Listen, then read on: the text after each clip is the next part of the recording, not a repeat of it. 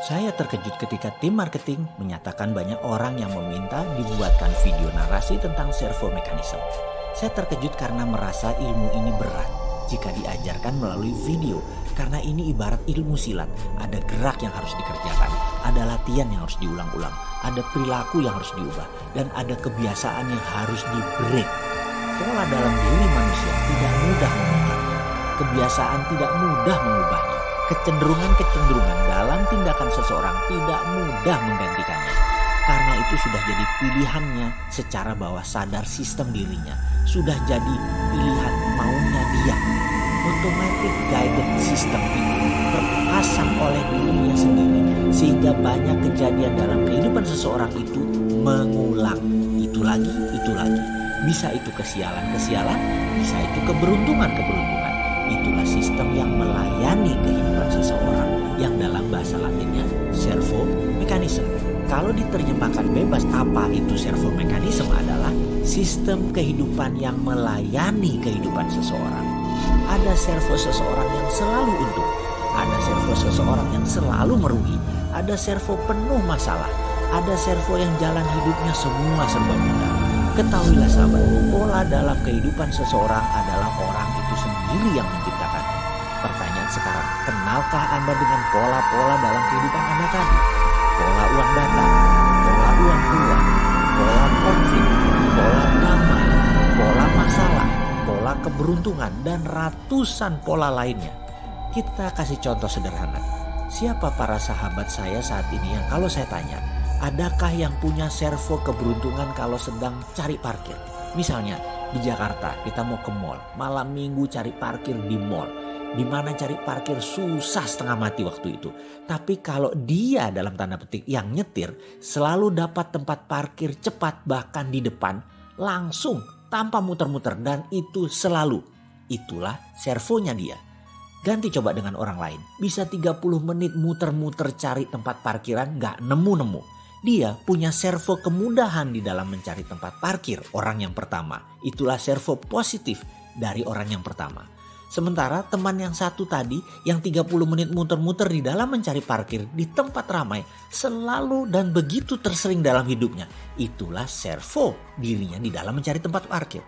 Dalam mencari nafkah, dalam mencari rezeki, di dalam berjodoh, relationship pertemanan, bermitra, membangun organisasi, membangun usaha, bersosialisasi, semua manusia dewasa punya servo mekanisme. Servo kantong kosong misalnya. Servo selalu ditipu. Servo selalu sial. Servo selalu ada yang nyelamatin kalau ada masalah. Servo selalu untung. Servo kalau habis cuci mobil selalu kehujanan mobilnya. Servo kalau nemu uang di jalan mau dapat rezeki. Dan ada ratusan servo dalam kehidupan manusia ini yang Anda sendiri yang membentuknya dan menjadi pola dalam diri Anda. Pertanyaan sekarang, inginkah pola servo negatif Anda itu dihilangkan? Bagaimana meng-cancel servo negatif dan menjadikan pola baru yang positif yang menghasilkan kesehatan, menghasilkan kemakmuran, menghasilkan kebahagiaan? Mau kan? Inilah video naratif yang akan kita buka semua rahasia servo mekanisme tersebut. Di sini adalah tempat servo Anda diubah. Ubah jalan hidup Anda ke depan untuk menjadi yang terbaik sesuai dengan semua yang Anda impikan. Selamat hidup bersengaja. Selamat menikmati serial video narasi servo mekanisme. Ini hanya kata pengantar dari saya. Ada baiknya kita mulai yang ringan terlebih dahulu. Baik sahabat semua, ambil kertas dan catatlah sebanyak-banyaknya. 1 tahun ini uang datang ke Anda dari mana saja. Sekali lagi, ini adalah hanya mencatat uang datang. Uang masuk selama 1 tahun belakangan ini. Anda sendiri yang menentukan. Apakah selama tahun 2020 ini atau sejak awal tahun 2019 sampai sekarang? Boleh juga. Yang penting Anda rinci catatannya. Sekali lagi, hanya uang masuk. Bisa dikasih suami atau bisa dikasih istri. Bisa dari gaji. Bisa dikasih oleh orang tua. Dari bekerja. Jadi broker properti. Dapat uang tips. Dapat uang korupsi. Uang jabatan, uang pelicin, hasil bisnis usaha, dari mencuri, diberi, dapat waris, apapun uang tadi masuk, catatkan dalam selembar kertas. Sebanyak-banyaknya, serinci-rincinya, dan coba catat angkanya sedetil mungkin. Semakin Anda tepat detail rinci, maka pelajaran akan pola uang datang akan semakin mudah Anda kuasai, sehingga servo uang masuk akan kita ciptakan lebih banyak lagi. Sekali lagi, ambil kertas folio kosong, kalau perlu beberapa lembar, dan lakukan pencatatan atas uang datang ke Anda selama setahun ini. Penting untuk Anda mengeluarkan semua sedetil mungkin, karena nanti kita akan membuat pola uang datang jadi servo Anda semua yang berlimpah. Lalu Anda tulis total uang tersebut, juga pastikan list di atasnya dari mana saja uang tersebut sebelum kita jumlahkan. Kemudian tempel list daftar uang datang tadi beserta jumlahnya di meja atau di dinding kamar kerja Anda atau di dinding kamar Anda. Pelajaran selanjutnya menanti. Selamat mengerjakan. Mengenal uang datang dan permasalahannya. How you get your money atau how the money goes to you. Sebuah pertanyaan singkat yang sulit dijawab dengan tepat. Pasti mikir dulu, memorizing dulu, baru bisa menjawab. Itu pun belum tentu pas atau belum tentu benar, hanya kira-kira. Sebelum kita masuk ke pelajaran selanjutnya, kita jeda sebentar agar mengunyah pelajarannya lebih enak. Ada 2 pertanyaan yang saya akan berikan. Pertanyaan pertama adalah who you are when no one's watching you. Pertanyaan kedua adalah what's holding you back. 2 pertanyaan ini sederhana, banyak yang melewatkan karena sulit akal pikiran kita menjawabnya. Karena ini bukan pertanyaan untuk pikiran atas sadar atau conscious mind. Ini pertanyaan pikiran subconscious. Kalau Anda ambil masa, ambil waktu, fahami pertanyaannya sekali lagi dan mulai renungkan. Jangan jawab pakai pikiran atas sadar. Endapkan sedalam-dalamnya. Percaya saya, Anda bisa menitikkan air mata jika sahabat faham maksud saya. Sekali lagi, coba renungkan apa yang menghalangi Anda saat ini sehingga tidak bisa take off, tidak bisa berjaya, tidak bisa berkelimpahan, karir tidak lancar. Mengapa semua serasa jalan di tempat? Ada apa sih sebenarnya? Apa yang menghalangi? Fahami terus 2 pertanyaan tersebut. Coba renungkan. Saya tidak meminta jawabannya sekarang. Saya menuntut kejujuran diri Anda dengan diri sendiri. Kita akan bahas panjang hal ini selanjutnya. Kita lanjut dengan pola atau pattern yang Anda miliki. Jalan bisnis Anda atau jalan uang Anda yang mengalir, yang Anda ciptakan sendiri selama ini yang akan kita fokuskan sementara ini. Mengetahui bagaimana Anda mendapatkan uang selama ini, itu harus dan penting. Ya, sangat penting. Karena itulah cara kita mengenal pola uang bekerja ke arah kita. Kunci pertanyaan yang harus dijawab adalah bagaimana atau how. Kita ulangi pertanyaan di awal pelajaran kali ini. How you get your money atau how the money go to you. Maka Anda akan menemukan banyak jawaban ketika Anda terfokus menjawab pertanyaan di atas. Yaitu misalnya Anda menjawab dengan bekerja, uangnya datang. Dengan pinjaman, uang datang. Dengan kartu kredit, pemberian orang tua, pemberian suami, dan lain sebagainya. Lalu coba perhatikan 1 tahun terakhir ini. Bagaimana Anda mendapatkan uang Anda? Coba catat baik-baik dan lengkapi terus catatan tersebut seingat Anda seperti tugas dalam video sebelum ini. Kira-kira sudah terbayang bagaimana uang datang ke Anda dalam 1 tahun terakhir ini atau 2 tahun terakhir ini atau 3 tahun terakhir ini? Kalau sudah, maka itulah pola uang Anda datang ke Anda. Sangat wajib mengenal pola tersebut. Kegagalan seseorang mengenal dirinya sendiri karena kegagalan mengenal pola hidupnya sendiri. Mengenal diri sendiri itu bukan saja mengenal tubuh fisikal seperti wajah, jerawat, bekas luka. Namun tak kalah penting adalah kebiasaan, kesukaan, kecenderungan, gaya jalan, gaya bicara, dan tentunya pattern pola diri itu semuanya. Kita bisa mulai dengan pola bagaimana uang datang ke Anda. Karena itu adalah masa lalu Anda dan masa depan Anda, sekarang Anda membentuk polanya. Kalau Anda sudah cukup senang dengan pendapatan Anda sekarang, ada baiknya Anda mulai melihat pola-pola lain dalam kehidupan Anda. Yang kalau jelek boleh segera diubah. Kalau Anda merasa belum puas dengan uang datang ke Anda, maka bersiaplah mengubah pola tersebut. Karena Anda sekarang adalah apa yang Anda kerjakan kemarin. Anda nanti adalah apa yang Anda kerjakan sekarang. Intinya adalah ubahlah sekarang. Siap berubah? Kita lanjut tahap berikutnya ya. Kita bedah pelajaran tersebut lebih lengkap lagi. Sekarang tugas Anda adalah menjawab pertanyaan ini. How is the money goes to you? Coba di folder list dari daftar uang yang datang ke Anda 1 tahun ini atau 1,5 tahun ini yang menempel di dinding kamar Anda sekarang seperti dalam video sebelum ini.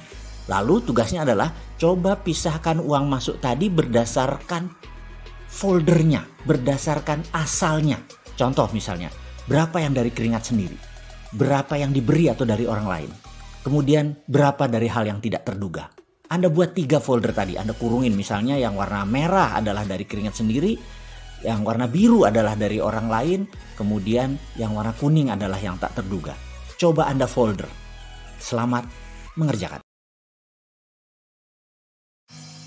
Siapakah Anda sebenarnya atau who you are when no one watching you? Di dalam tugas video ini ke depan, Anda akan mendapat tugas untuk menjawab pertanyaan lain lagi, yaitu betapa pentingnya mengenal who you are atau siapa diri kita, apa kekuatan kita, apa kelemahan kita, bagaimana kecenderungan kita mengambil keputusan dan bertindak. Semua ini menjadi pola atau pattern Anda, kebiasaan, servo mekanisme, keberuntungan seakan bisa terbaca ketika Anda mengetahui who you are. Misalnya di masa sekarang, di masa banyak hal mulai menunjukkan hasil yang berlawanan dengan harapan Anda, di mana pasar mulai mencari jalan ke arah harga yang lebih murah, di mana pasar mulai fokus di kebutuhan utama saja, seperti pemenuhan kebutuhan akan pangan dan survive yang mendasar. Seperti dalam masa resesi kali ini, jika Anda berbisnis di lapis kedua seperti bisnis pakaian, bisnis properti, kendaraan, Anda mulai merasakan pasar mulai pilih-pilih di dalam melakukan pembelian dan tidak masuk ke bisnis Anda lapis kedua. Atau Anda ternyata bisnis lapis ketiga, yaitu barang mewah atau bisnis tersier, aksesori, decoration, lifestyle yang terpukul pada saat ini. Apa yang terjadi nantinya? Jika Anda mengenal who you are, di mana karakter Anda, misalnya Anda adalah extrovert people person, Anda gerah di masa sekarang ini. Orang extrovert terkadang memilih lebih baik kalah nasi daripada kalah gengsi. Lebih baik makan bubur tapi mobil Innova tetap dipertahankan untuk status daripada lepas ganti Avanza atau ganti motor. Lebih pilih makan bubur. Extrovert terkadang memang mementingkan kebutuhan kedua bahkan kebutuhan ketiga daripada kebutuhan pertama. Apa itu salah? Tidak sama sekali. Orang seperti inilah yang mendatangkan citra mereka sukses dan layak dipercaya. Mereka bisa membuat bisnis menjadi panjang nafasnya. Jika Anda pernah ikut dalam beberapa pertemuan dengan saya, pasti Anda sudah mengenal who you are, bagaimana memanfaatkannya untuk diri sendiri dan untuk tim Anda. Dan ada hal lain yang tak kalah penting untuk Anda pahami, yaitu where you are. Ini menunjukkan kapabilitas Anda. Ini menunjukkan dependence atau independennya Anda. Menentukan kemandirian Anda. Ketika Anda tahu posisi Anda, yaitu where you are, Anda akan mudah mencari cantolan atau network untuk memperluas jaringan bisnis Anda. Ingat, seseorang mau menjadi bagian dari network Anda kalau Anda dianggap bisa melengkapi kekurangan orang tersebut. Anda akan diakses. Anda akan dinilai lebih oleh orang lain untuk Anda dicatat dalam pikiran bawah sadar mereka. Oh, ini orang jago IT. Oh, dia the real banker. Oh, dia pandai melukis. Nah, orang yang bisa membuat, orang ini yang jago buat proposal. Oh, dia memiliki jaringan buat sosis halal. Dia mempunyai kebun organik dan banyak lagi. Where you are, ini wujudnya tidak ada. Ini intangible. Dan aset terbesar seseorang adalah intangible aset tadi, bukan tangible yang berwujud. Misalnya dia punya mobil BMW, dia pakai motor Harley. Hal ini tidak kuat membekas dalam benak seseorang. Ini bukan where you are yang dimaksud di dalam pelajaran kali ini untuk Anda. Inilah pelajaran yang akan dikupas di dalam servo mekanisme lebih dalam lagi. Where you are adalah hidden potensi Anda. Potensi terdalam dan terpendam dari seseorang. Ada yang sudah menggunakannya. Dan ada yang tidak tahu. Ada yang salah pakai. Ada yang baru sadar dan baru mulai menggunakannya. Dan banyak yang tidak melihat besarnya potensi dirinya tadi. Jadi secara sederhana, who you are adalah menentukan spesies Anda dalam dunia kemakmuran. Where you are adalah penentu harkat Anda dalam rantai makanan dalam dunia kemakmuran. Oke, sekarang kita akan melakukan pencatatan. Coba Anda ambil waktu sebentar untuk merenung ke dalam diri. Kenali Anda lebih dalam lagi. Apakah selama ini yang Anda kerjakan adalah sesuatu yang Anda inginkan atau Anda terpaksa melakukannya? Apakah sahabat sudah menjalankan sesuatu karena passion kesukaan Anda? Apakah sudah menemukan bakat alami Anda dan kesukaan alami Anda dan sudah menjalankan sesuai dengan potensi tadi? Apakah Anda seorang seniman? Apakah Anda seorang politikus? Anda pebisnis, ibu rumah tangga? Anda pejabat abdi negara, Anda orang kaya, Anda petani, Anda nelayan, apapun itu, coba tuliskan. Dan Anda wajib menemukan satu kata, who you really are when no one watching you. Dan satu lagi, posisi Anda sekarang di mana? Where are you? Apakah Anda sudah di tempat yang Anda inginkan? Atau Anda masih berada di tangga terbawah? Atau Anda sudah lebih dari apa yang Anda inginkan? Anda bercita-cita ingin menjadi orang kaya dengan 9 digit, ternyata Anda sudah di sana. Apakah masih 7 digit? Apakah masih 6 digit? Where you are, Anda tentukan sekarang. Kalau belum, catat, temukan di mana posisi Anda. Selamat mengerjakan.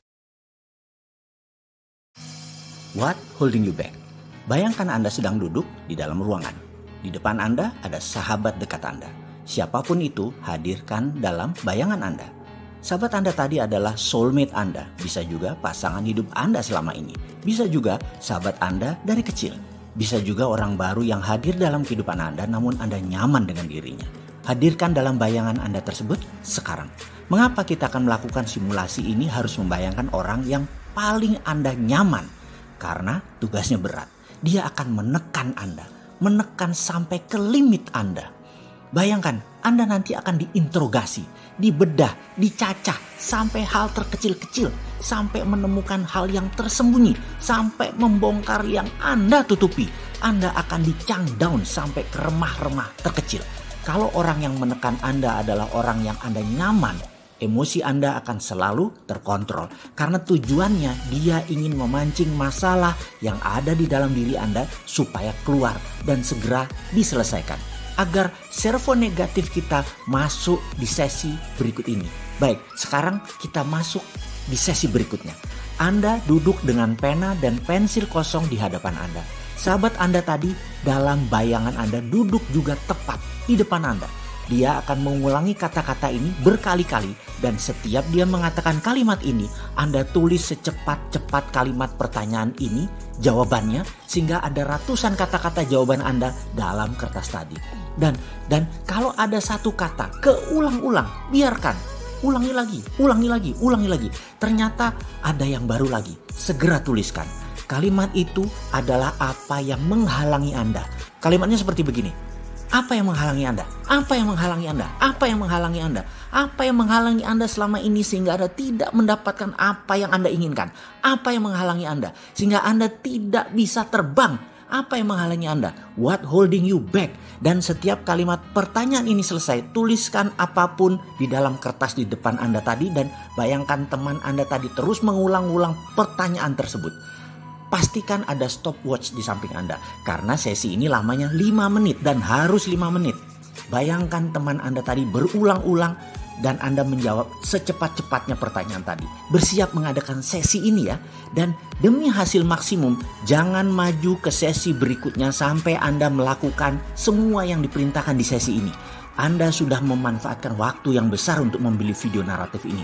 Anda sudah meluangkan waktu untuk menyaksikannya. Dan itu adalah hal yang luar biasa. Saya salut untuk Anda. Dan sekarang untuk hasil maksimum, lakukan apa yang diajarkan dalam sesi ini. Ulangi lagi perintah dalam video ini. Lalu mulailah bayangkan soulmate Anda tadi. Mulai menekan Anda dengan pertanyaan beruntun selama 5 menit ke depan. Tugas Anda menuliskan jawaban yang timbul seketika ketika Anda menjawab tanpa berpikir, yaitu menjawab pertanyaan ini. Apa yang menghalangi Anda? Apa yang menghalangi Anda? Apa yang menghalangi Anda? Dan lakukan sekarang. Servo mekanisme. Ada beberapa tugas sejauh ini Anda sudah kerjakan. Saya ucapkan terima kasih banyak telah menjalankan semuanya dengan baik. Selanjutnya, kita masuk ke pelajaran dasar tentang servo mekanisme. Otak manusia semua sama secara hardware. Secara software, setiap manusia berbeda installnya.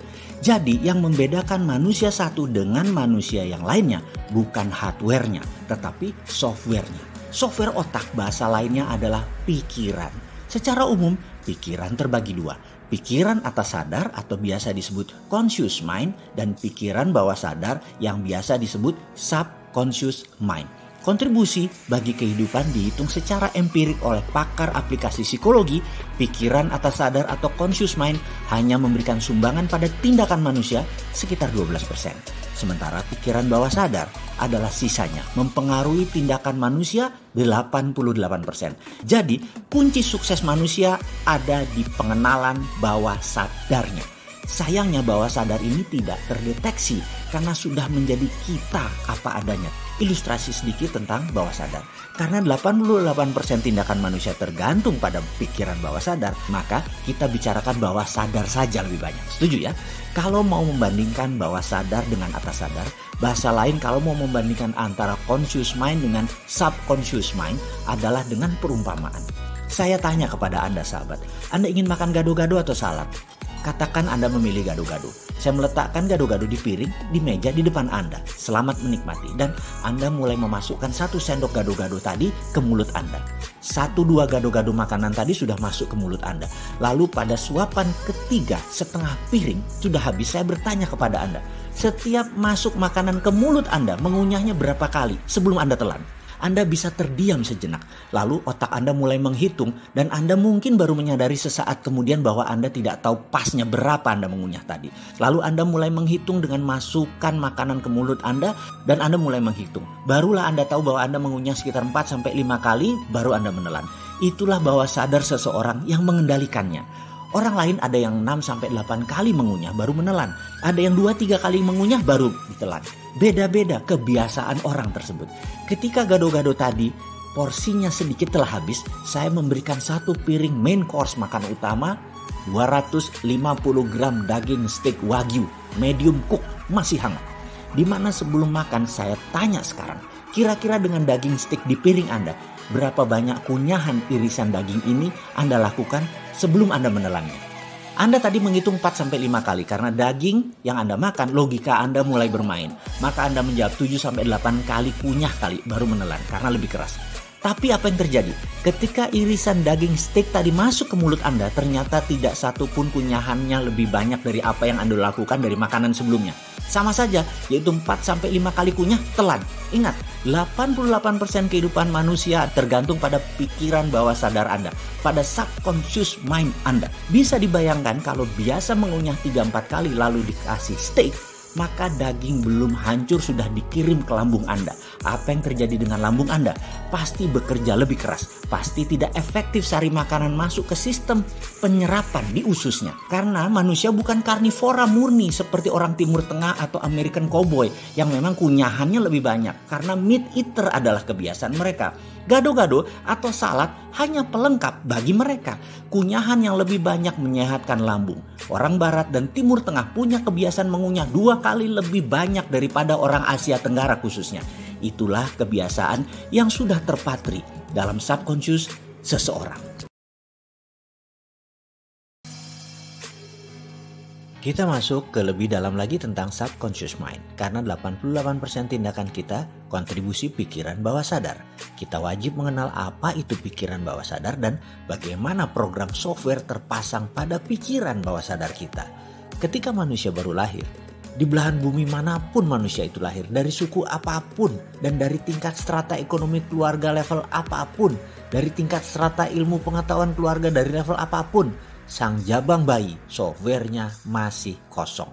Disinilah 5 tahun pertama manusia diinstal kebenaran dalam tanda petik versi lingkungan dan orang tuanya yang akan dia bawa sepanjang hidupnya. Kita bahas lebih rinci sedikit tentang pikiran sang anak.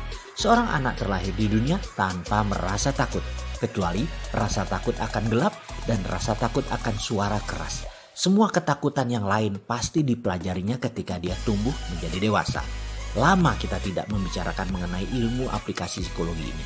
Sesekali menyambar ilmu ini boleh ya. Mungkin ada manfaatnya dalam saya mengingatkan diri saya sendiri dan Anda sahabat yang membutuhkannya.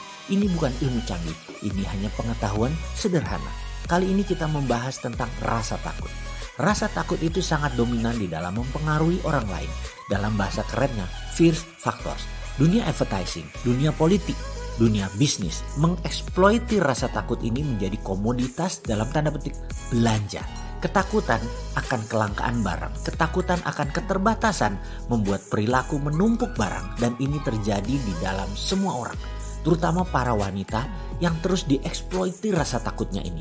Saya beri contoh bahwa iklan yang paling efektif di kelas retail adalah yang mengeksploitir rasa takut. Misalnya, iklan pasta gigi dari merek ternama menceritakan akan kuman jahat yang akan menggerogoti gigi sang anak. Dan ini diulang-ulangi, ditakut-takuti walau terlihat sains. Lalu pasta gigi ini solusinya bagi para ibu. Dan percaya saya, mayoritas wanita kebeli dengan iklan itu. Kita lanjut tentang pelajaran mengeksploitir rasa takut sebentar lagi setelah memahami keilmuan takut ini. Dua rasa takut utama yang biasa berkembang dalam diri kita semua adalah takut akan kegagalan, takut akan kekalahan, dan terus berkembang menjadi rasa takut akan kritik dan penolakan.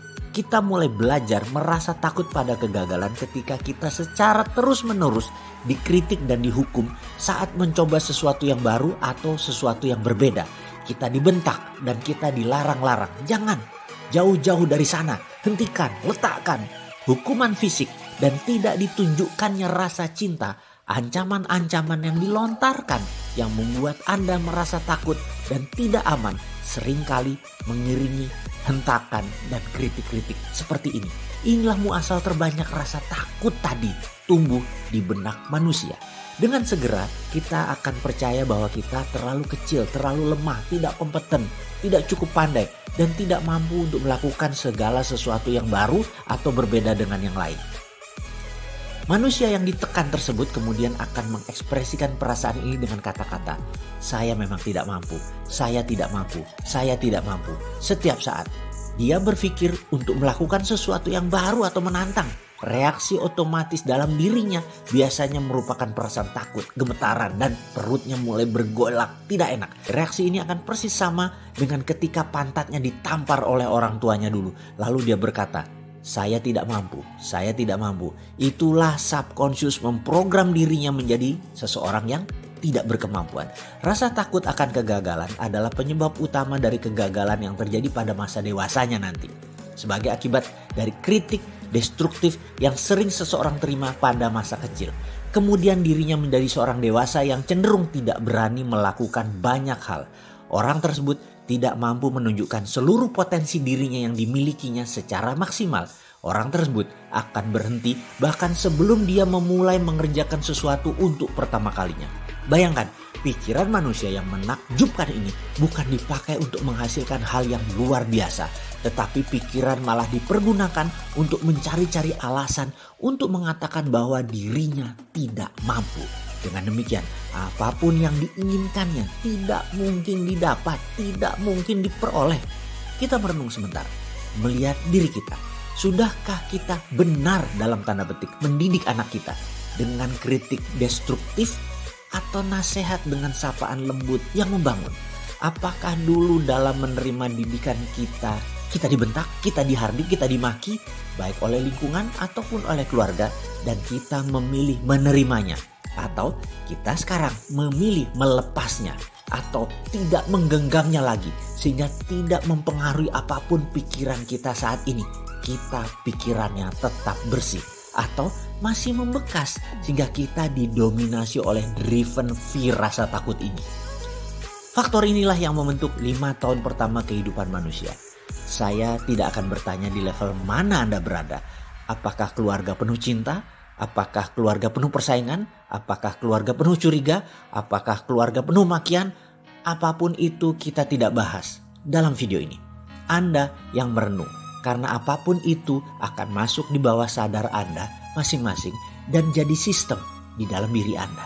Jadi tugas berikutnya adalah Anda merenung. Anda lihat, Anda catat. Apapun yang jelek tadi, percaya saya, ke depan kita ubah. Bagaimana software diinstal dalam pikiran bawah sadar? Video sebelum ini adalah menjelaskan bagaimana software terpasang karena lingkungan, karena orang tua, Dan ada baiknya saya berikan satu contoh lagi bagaimana pikiran itu diinstal. Mengapa penting saya memberikan penjelasan yang banyak ini dan panjang ini? Karena apapun yang bisa dipasang bisa dibongkar. Jadi ketika Anda merasa installmentnya jelek, Anda ubah. Kalau Anda merasa tidak ada softwarenya, maka ada baiknya kita pasang softwarenya sesuai apa yang Anda butuhkan. Cara pasang orang tua ke anak kita beri contoh dalam ilustrasi.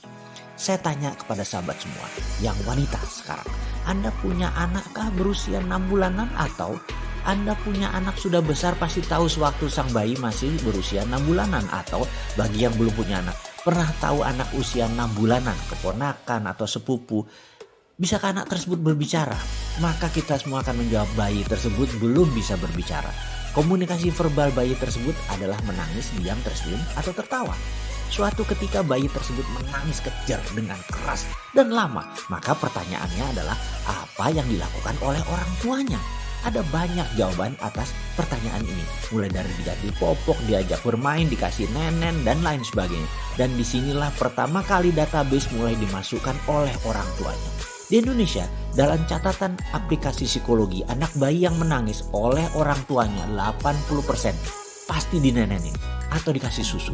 Sementara di Jepang, di Amerika, di beberapa negara Afrika, di Eropa budayanya lain lagi. Karena merasa sudah dilihat tidak pipis, belum waktunya makan, tidak ada masalah fisik yang berarti, aman dalam box, banyak orang tua hanya memainkan dan mengajak komunikasi sang bayi. Bayi pun begitu tidak diam, diteruskan mainnya atau malah terus diajak berbicara. Inilah yang kemudian hari di Indonesia banyak anak yang menggunakan tangisan sebagai senjata mempengaruhi orang tuanya. Karena tidak dibiasakannya bernegosiasi, dibiasakan dituruti keinginan anak. Sehingga menjadi demanding anak tersebut, menjadi sangat banyak maunya anak tersebut. Ada lagi yang harus diperhatikan, ada software lain yang dipasang oleh orang tua pada sang anak dengan ngegampangin, dengan nenenin tadi. Pertanyaan, mengapa bayi tadi menangis? Kita bahas satu persatu kemungkinannya. Karena lapar, karena kepanasan, karena kedinginan, karena pipis, tidak nyaman, kesepian, atau mau main, dan lain sebagainya. Intinya karena komunikasi belum banyak, vocabulary-nya masih belum banyak, maka pilihan dia adalah menangis. Sekali lagi, menangis karena ada masalah. Ini kita kunci dulu dengan satu huruf kapital. Ada masalah. Disinilah software orang tua pasang di anak dalam bahasa pemrograman. Kalau diibaratkan otak manusia adalah komputer, di mana orang tua tadi 80% nenenin anak tersebut terlepas dari masalahnya apa yang terjadi. Pukul rata saja. Inilah program yang dipasang oleh orang tuanya. Nah, kalau ada masalah dalam hidupmu, masukkan sesuatu ke mulutmu.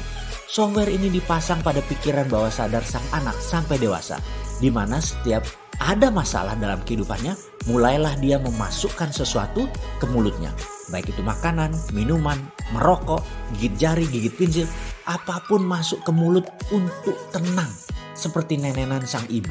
Tidak heran masalah memasukkan ke mulut tadi makanan yang terbanyak. Dan membuat populasi Indonesia di atas 30% adalah overweight, masalah terbanyaknya. Jadi ada juga mereka jadi karena ketergantungan minum atau alkohol dan lain sebagainya. Sekarang sahabat sudah mulai paham bagaimana pikiran bawah sadar dipasang dalam otak.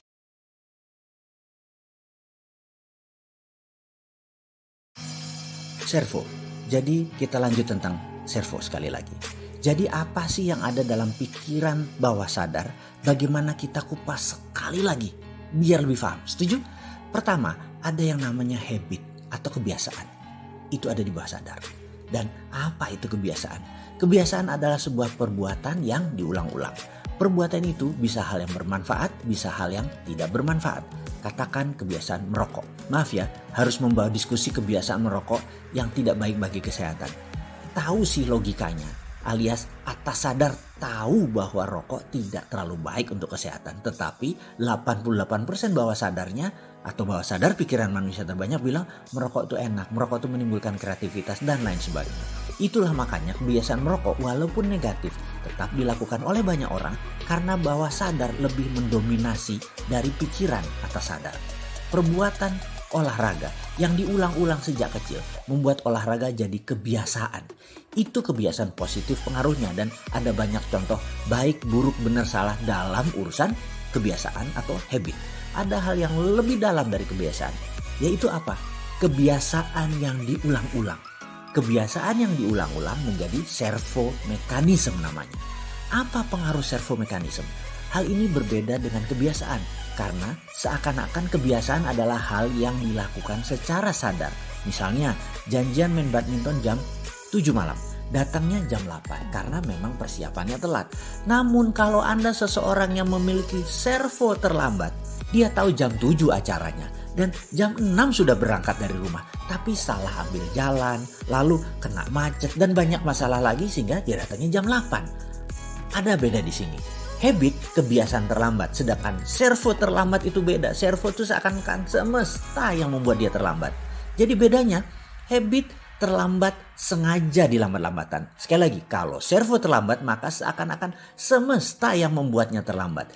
Ini harus perlahan dipelajarinya tentang servomekanisme ini. Servo ini kalau kita tidak tahu kita memiliki servo apa, maka hal yang terjadi berulang-ulang dalam hidup kita seakan-akan bukan kita yang melakukannya, tapi semesta yang mengaturnya. Maka kita akan frustrasi dengan jalan kehidupan kita. Kuncinya adalah kenali servo Anda. Servomekanisme ini membuat kehidupan seseorang jalan di tempat atau dikenal dengan sebutan rat race. Tikus yang berlari di bulatan di sangkarnya. Dia hanya lari di tempat. Maksudnya banyak manusia mendapat kesialan di tempat itu-itu saja. Kegagalan di tempat itu-itu aja. Dan hal-hal yang berulang-ulang itu adalah servonya dia. Misalnya pembantunya kalau lebaran pulang kampung pasti gak balik ke rumah. Sehingga dia tidak pernah punya pembantu lama. Alasannya macam-macam. Ada yang pindah kerja, ada yang nikah, ada yang merawat orang tuanya, ada yang dapat kerja di kampungnya. Banyak lagi alasannya, namun intinya servo si nyonya memang gak pernah bisa punya pembantu lama. Kita perdalam sekali lagi pemahaman. Kemudian gimana kalau kita buat sesuatu yang baru? Misalnya gajinya dinaikin lebih mahal daripada gaji pembantu yang lain. Apakah begitu pulang lebaran dia balik? Lihat, kalau servonya memang pembantu tersebut tidak pulang, ada aja untuk membuat alasan pembantu tidak pulang. Bahkan dikasih fasilitas yang sama, makan yang sama dengan ownernya atau tuannya. Kemudian dikasih fasilitas seperti TV dan lain sebagainya. Tapi ada aja alasannya. Jadi ini yang harus difahami bahwa servo itu tidak ada hubungannya dengan apa yang dilakukan. Tetapi program bawah sadarnya yang harus dibenarkan. Kita lanjut ya, kita perdalam lagi pemahamannya. Ada orang yang servonya pindah kerja. Setiap 2 tahun pindah kerja. Sudah 4 kali. Dan ini yang kelima. Yang pertama perusahaannya tutup. Berikutnya ribut dengan atasan. Berikutnya dibajak, di-hijack ke tempat yang lain. Berikutnya difitnah menggelapkan uang. Intinya setiap tahun kedua bekerja. Ada aja masalah mulai timbul menggerogoti dirinya sehingga dia harus pindah. Ada servo yang lain lagi. Yaitu servo kantong kosong. Kalau tadi servo pindah kerja. Kalau yang awal adalah servo nggak punya pembantu lama ya. Sekarang kita lanjut ke servo kantong kosong. Seseorang ini seakan-akan tidak bisa menabung. Misalnya dia bekerja sebagai pegawai, gajinya cukup untuk bayar kos-kosan. Lalu pangkatnya naik 2 tahun kemudian, gajinya naik. Lalu pindah kosan yang dekat kantor yang lebih mahal. Karena pekerjaan kantor menumpuk, lebih enak tinggal yang di dekat kantor. Akhirnya tidak punya uang lagi bersisa untuk menabung. Tahun berikutnya karirnya naik jadi manajer, gajinya besar. Apa yang terjadi? Adiknya di kampung minta dibiayai karena ayahnya udah sakit-sakitan. Lalu jabatannya naik lagi menjadi vice president. Mulai menikah dan sekarang posisinya direktur. 20 tahun kemudian kerjanya dapat 35 juta per bulan. Ternyata tabungan gak punya, rumah masih belum lunas, cicilan besar dan lain sebagainya. Servo kantong kosong ini ada aja alasan untuk uang tidak bisa menetap di kantong seseorang. Katakan gajinya 8 juta. Cicilan motor plus biaya hidupnya 1 bulan habis. Lalu lebaran dapat 2 kali gaji. Ternyata tidak ada kesisa juga buat tabungan. Kenapa? Habis buat lain-lain. Lalu dapat bonus prestasi 2 kali gaji. 8 juta plus 16 juta. Bisa nabung? Nggak bisa juga. Ada aja berita asuransi jatuh tempo, mertua sakit, AC kamar bocor, STNK mati harus diperpanjang. Intinya habis lagi dan begitu seterusnya.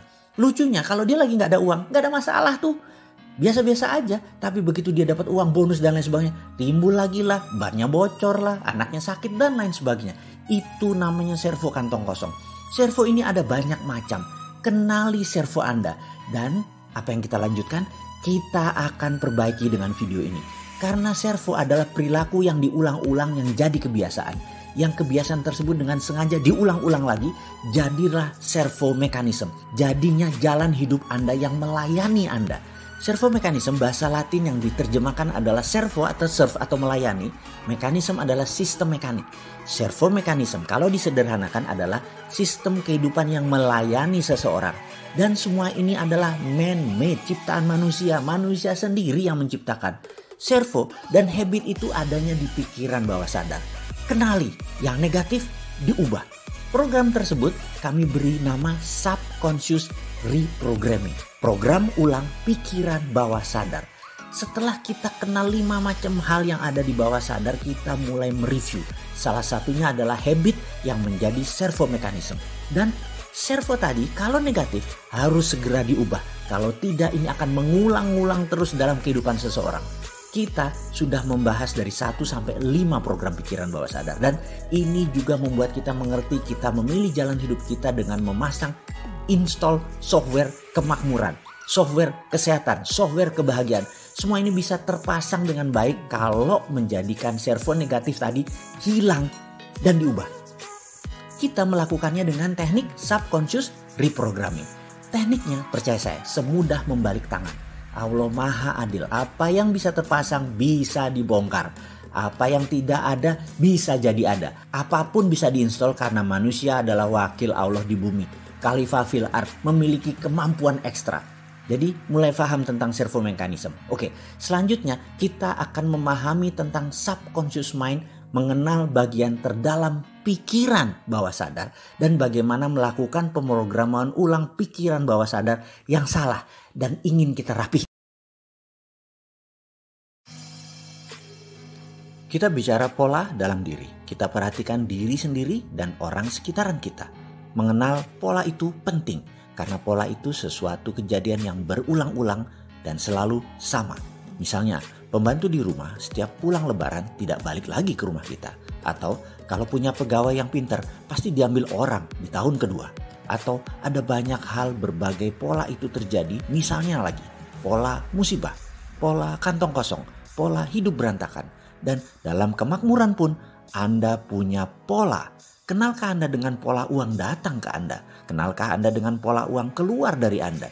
Sebelum kita lanjutkan tentang pola kemakmuran, kita rincikan sedikit tentang pola dalam kehidupan kita agar kita lebih paham. Apakah Anda kenal dengan seseorang yang mempunyai kebiasaan terlambat? Saya pernah jogging dengan seseorang teman yang selalu datang terlambat. Kami biasa jogging di Senayan hari Kamis malam setelah pulang kerja. Biasanya saya mengingatkan dia, "Bro, besok kita jogging ba'da maghrib ya, biasa ya." Yang selalu ditanggapinya, "Siap, saya akan datang pas maghriban di sana, di Albana." Dan langsung cus. Saya pastikan lagi, "Oke, confirm ya, jam 6.30 ya." Dia jawab, "Saya pasti datang." Keesokan harinya ternyata dia baru datang jam 6.45. Pastinya telah siap dengan berbagai alasan. "Anakku mainin baju joggingku dan menaruhnya di bawah tempat tidur. Jadi dicari-cari dulu, telat deh." Minggu berikutnya hal sama terjadi. Dia datang jam 6.50. Dia baru datang, alasannya sepatu joggingku yang biasa sebelah ini gak ketemu. Aduh, kemana-mana dicari. Minggu berikutnya dia datang jam 7 malam. "Ikan masku sakit sehingga anakku menangis terus-menerus." Begitu seterusnya. Mulai dari alasan aki mobil mati, mobil tidak bisa starter, kunci mobil hilang, sampai celana dalam yang masih terendam dalam mesin cuci. Akhirnya saya berkata, "Bro, ayo kita buat janjian. Mulai sekarang, untuk setiap 1 menit terlambatmu, kamu harus membayar 20.000 perak ke kotak amal Masjid Albana." Minggu berikutnya dia beralasan pundaknya sakit dan sejak itu kami tidak pernah jogging bersama lagi. Apa yang terjadi? Dia mengira dunia di luar dirinya yang membuatnya demikian. Dia tidak dengan sadar mencoba datang terlambat, tetapi dalam bawah sadarnya dia menyimpan program yang mengatakan kamu selalu terlambat, dan program inilah yang mengatur hidupnya.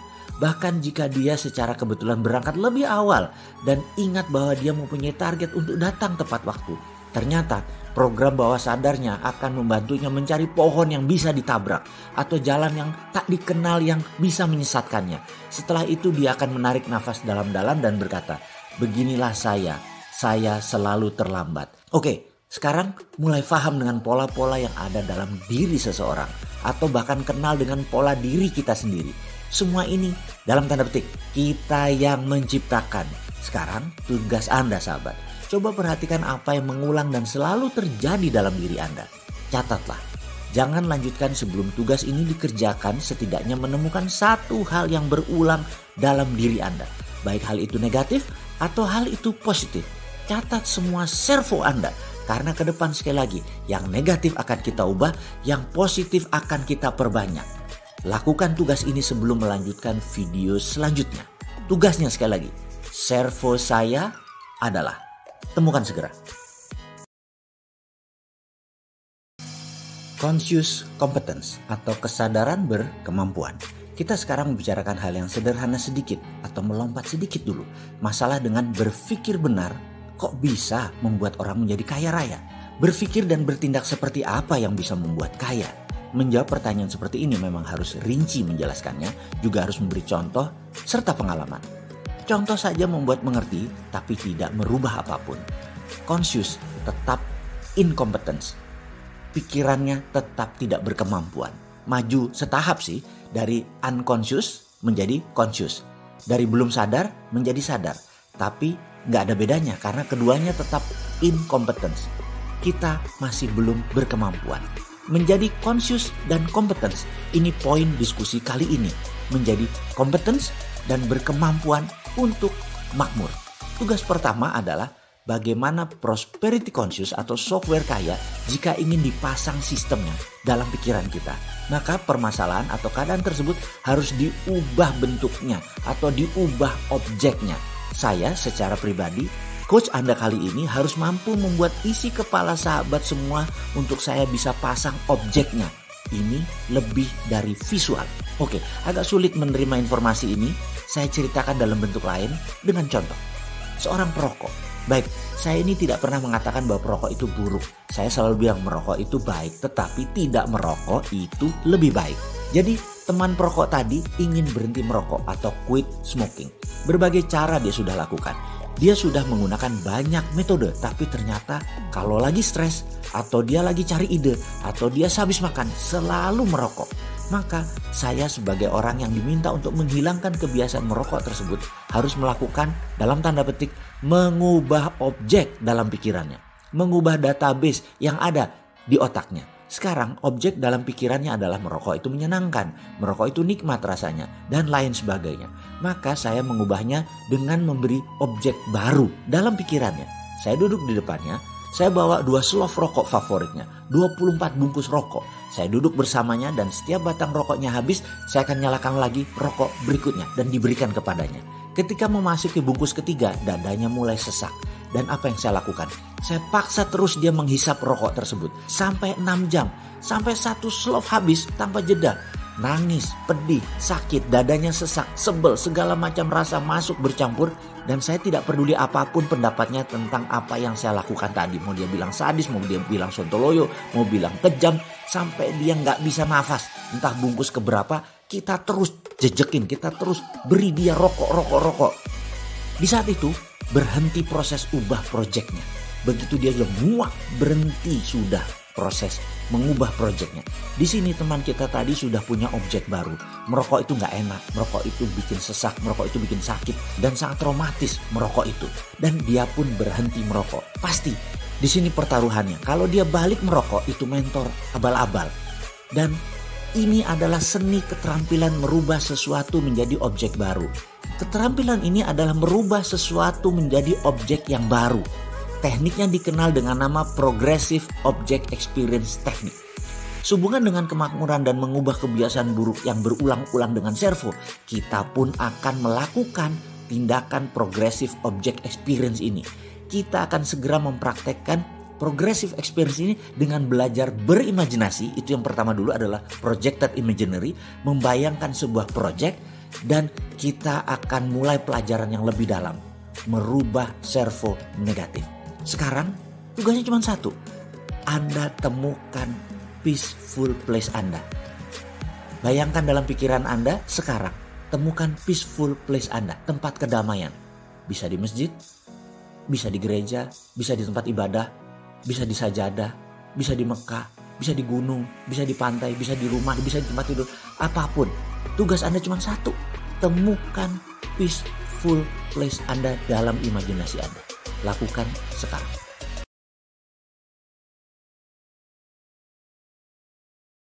Level kompetisinya ada di mana?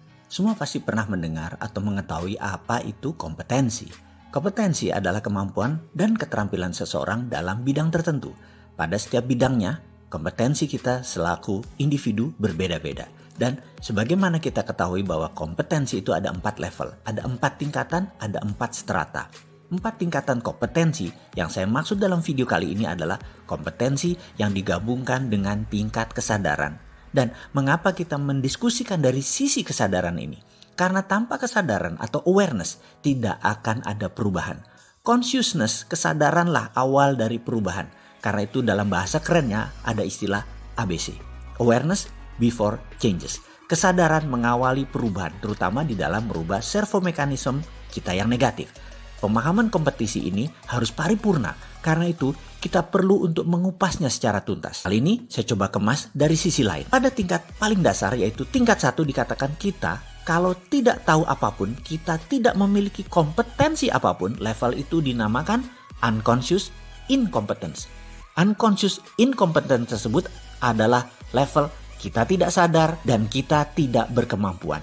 Misalnya pada seseorang yang tidak mengenal alat musik, tidak mengenal musik, tidak mengenal not balok, tidak kenal alat musik, tidak tahu manfaat berkesenian. Ya, dia bisa dikatakan unconscious incompetence terhadap musik. Itu pada bermusik atau berkesenian. Dalam bidang olahraga misalnya, seseorang yang tidak mengerti manfaat olahraga, ya pastinya tidak pernah berolahraga. Ketika dia diberi pengetahuan mengenai manfaat olahraga, diinformasikan pentingnya olahraga, mereka masuk ke level 2, yaitu conscious incompetence. Dia mulai memahami manfaat olahraga, tetapi tidak bergerak berolahraga melakukan hal yang baik ini. Sudah sadar olahraga, sudah sadar manfaat, tapi tidak action. Ya setidaknya dia sadar kalau dia tidak berkemampuan. Begitulah kira-kira. Ketika seseorang tersebut memahami arti olahraga, namun sekarang dia mulai melakukan olahraga secara perlahan. Bersusah payah dan secara fisik, secara batin berusaha melakukan olahraga setiap hari. Seringkali dia terhenti dan bolak-balik mulai dari nol lagi, mulai olahraga lagi, nol lagi, olahraga lagi. Ini menandakan dia sudah masuk ke tahap ketiga. Tahap ketiga adalah conscious competence, berkesadaran dan berkemampuan. Sadar akan kemampuannya. Lalu dia paksakan dirinya terus berolahraga. Lalu masuk ke benak dia tiada hari tanpa olahraga. Bahkan dia resah kalau tidak berolahraga. Tubuhnya nggak enak kalau nggak boleh olahraga. Bicara setiap hari tentang olahraga. Apa yang mata dilihat semua berhubungan dengan olahraga. Pikirannya selalu mendahulukan olahraga. Matanya selalu berbinar-binar jika berbicara tentang komunitas seperti dirinya. Bicara, makan, berjalan, semua selalu berdiskusi dan menyempatkan olahraga. Maka dia sudah mencapai kompetensi yang lebih tinggi yaitu level 4 yang disebut unconscious competence. Kemampuannya sudah berada di subsistem paling dalam. Kompetensinya sudah berada di bawah sadar. Ada sebuah catatan penting yaitu memasuki keterampilan kompetensi di dalam bawah sadar. Ada seni tersendiri. Sangat khusus karena level 1, 2, dan 3 Anda bisa lalui dengan seketika. Namun untuk menjadi masuk ke level 4 perlu tenaga dorong tersendiri. Tahapan tersulit sekali lagi adalah di level 3. Berada di conscious competence. Sekarang kita lompat ke bidang lain. Di manakah level kompetensi kemakmuran Anda? Anda boleh renungan pertanyaan ini karena bagi saya penting untuk mengetahui level berapa sahabat punya kompetensi di bidang kemakmuran. Dan setelah ini, maukah menggeser atau meningkatkan level kompetensi tersebut ke level yang lebih tinggi? Oke, tugas kali ini mohon sahabat merenung sebentar. Di mana level kompetensi kemakmuran sahabat? Level 1 kah? Level 2 kah? Di mana keduanya Anda masih harus bekerja keras untuk mendatangkan uang ke Anda? Level 3, di mana usaha sedikit saja hasilnya maksimum. Atau Anda sudah di level 4, seakan tanpa kerja hasilnya maksimum.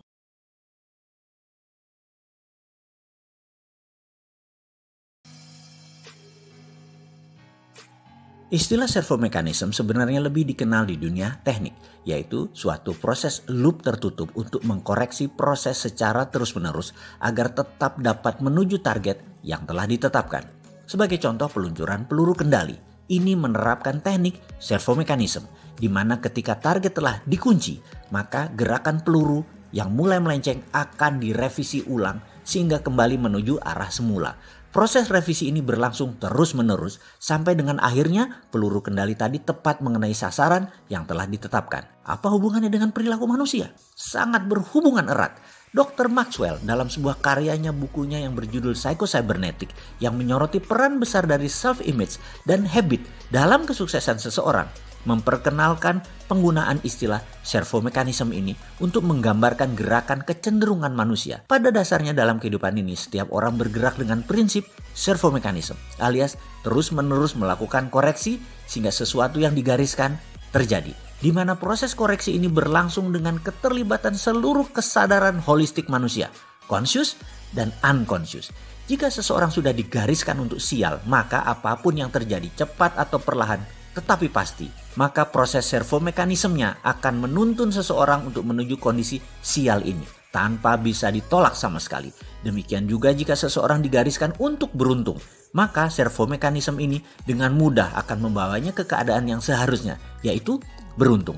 Semua yang akan dialami dalam hidupnya ini telah digariskan seakan ciptaan semesta, tapi sesungguhnya ciptaan dia sendiri.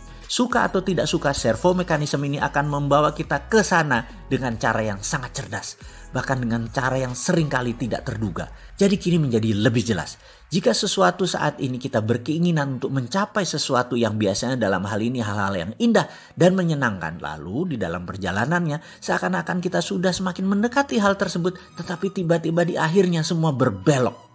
Maka jangan menyalahkan siapapun, karena servomekanisme dalam diri kita lah yang bekerja. Loh, kok gitu? Jadi artinya hidup kita sudah digariskan dan kita tidak dapat keluar dari garis ini. Apakah ini yang disebut nasib atau takdir atau apapun istilah sejenisnya? Tentu saja tidak. Pembahasan ini tidak ada sangkut pautnya dengan nasib dan takdir yang jelas sudah memiliki ahli tersendiri untuk membahas hal ini.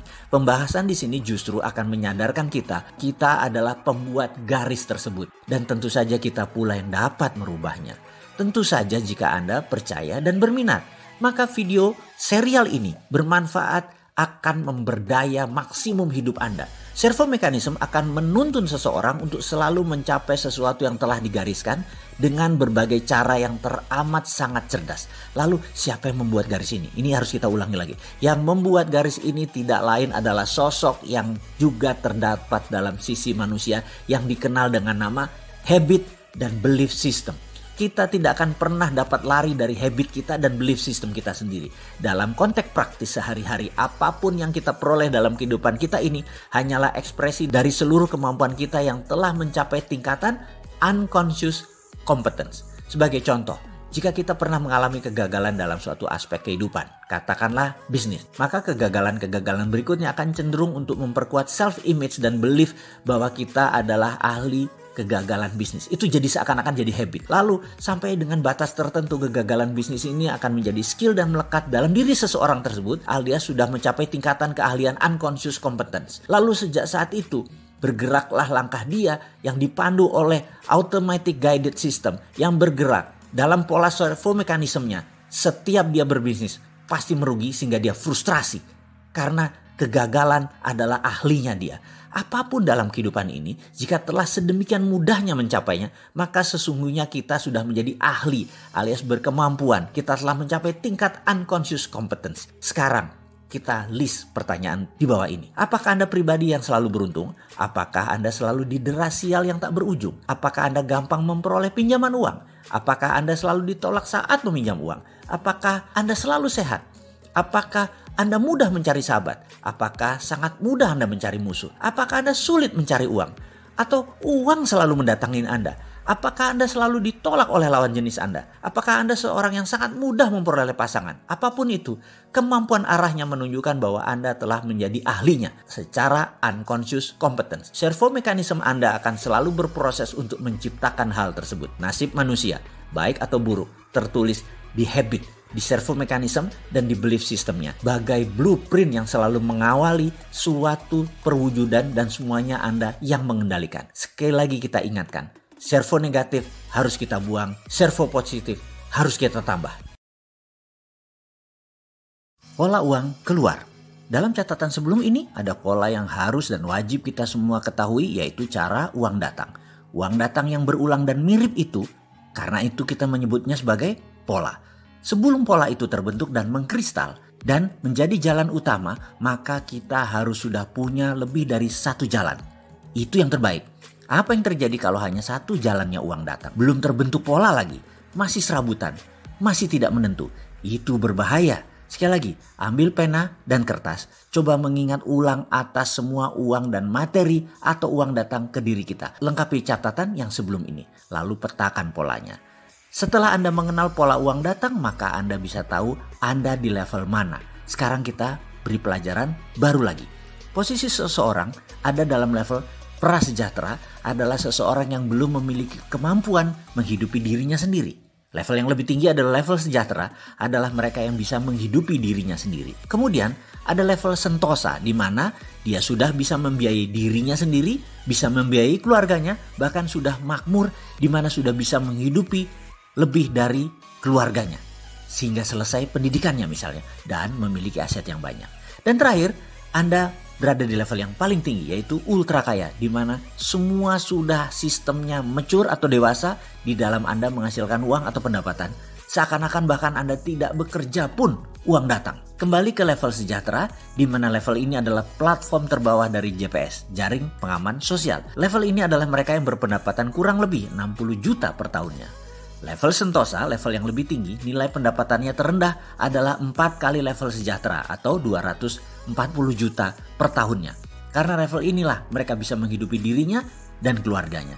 Saat ini level terbanyak dalam populasi di Indonesia adalah di level ini, sejahtera dan sentosa. Mungkin 60% populasinya hidup di level ini saat ini di Indonesia. Kembali ke pola dasar, pattern uang datang. Mengenali hal ini akan memudahkan Anda melipat gandakan pendapatan Anda, atau Anda menjadi tahu sumber Anda sehingga bisa membuat jalan baru uang datang. Sehingga Anda bisa memiliki multiple streaming of income. Dari sesi sebelum ini seharusnya Anda sudah tahu pola uang datang ke Anda, level kompetensi kemakmuran Anda, serta masuk sejahtera atau sentosakah posisi sahabat saat ini. Juga sudah mengenal servo kejadian yang berulang dalam hidup sahabat sejauh ini. Kita lanjut ya. Pastinya setiap orang punya cara masing-masing untuk uang datang sejauh ini dan sesuai dengan karakter sifat alami diri sendiri. Oke, kita simpan sebuah kata kunci. Uang datang sesuai karakter sifat alami manusia. Dan kembali ke pola. Sekarang perhatikan pola uang keluar dari Anda. Untuk apa saja uang keluar tersebut? Coba perhatikan 10 tahun atau 5 tahun terakhir ini, kemana saja Anda memanfaatkan uang Anda. Dipakai apa saja uang tersebut, keluar dari dompet Anda, keluar dari deposito Anda, keluar dari tabungan Anda, keluar dari gaji Anda. List daftar semuanya.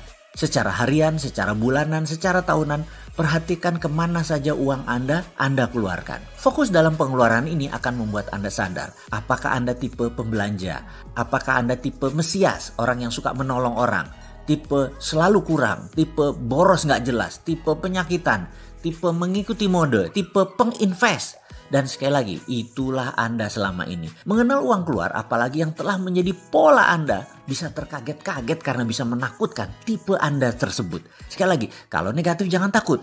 Membaliknya dan merubahnya semudah membalik telapak tangan. Semua ini science kok. Semua ini ada dalam behavioral psikologi. Dan itu bidang saya banget. Inilah gunanya video ini kita buat. Tanpa Anda mengenal pola Anda tidak tahu servo uang keluar Anda tidak tahu kebiasaan servo tadi, Anda akan sulit menjadi baru. Sekali lagi, ini penting kalau Anda merasa diri Anda boros. Atau Anda merasa heran dengan teman Anda yang kira-kira uang masuknya sama, tapi kehidupannya mereka lebih stylish dari Anda. Lebih up to fashion, rumahnya lebih besar, pola hidupnya lebih sehat, lebih olahraga, lebih banyak ketawa.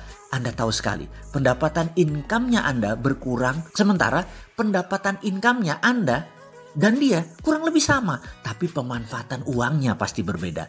Jadi penting sekali untuk mengenal pola uang keluar dari Anda. Dari sana kita tahu siapa dan mengapa orang tersebut sukses. Sekali, bukan saja bagaimana uang datang itu penting, tapi bagaimana Anda memanfaatkan uang tersebut tidak kalah penting. Tugas sekarang adalah catatlah semua uang yang Anda keluarkan dalam 1,5 tahun belakangan ini. Kalau Anda mau lebih detail lagi, 5 tahun belakangan ini. Kalau Anda mau lebih detail lagi, 10 tahun belakangan ini. catat semua uang keluar. Mulai dari biaya rutin harian, bulanan, tahunan, hingga uang keluar lainnya. Beli baju, beli mobil, beli tanah, beli saham, beli apapun. Catat semua dan akan kita petakan polanya.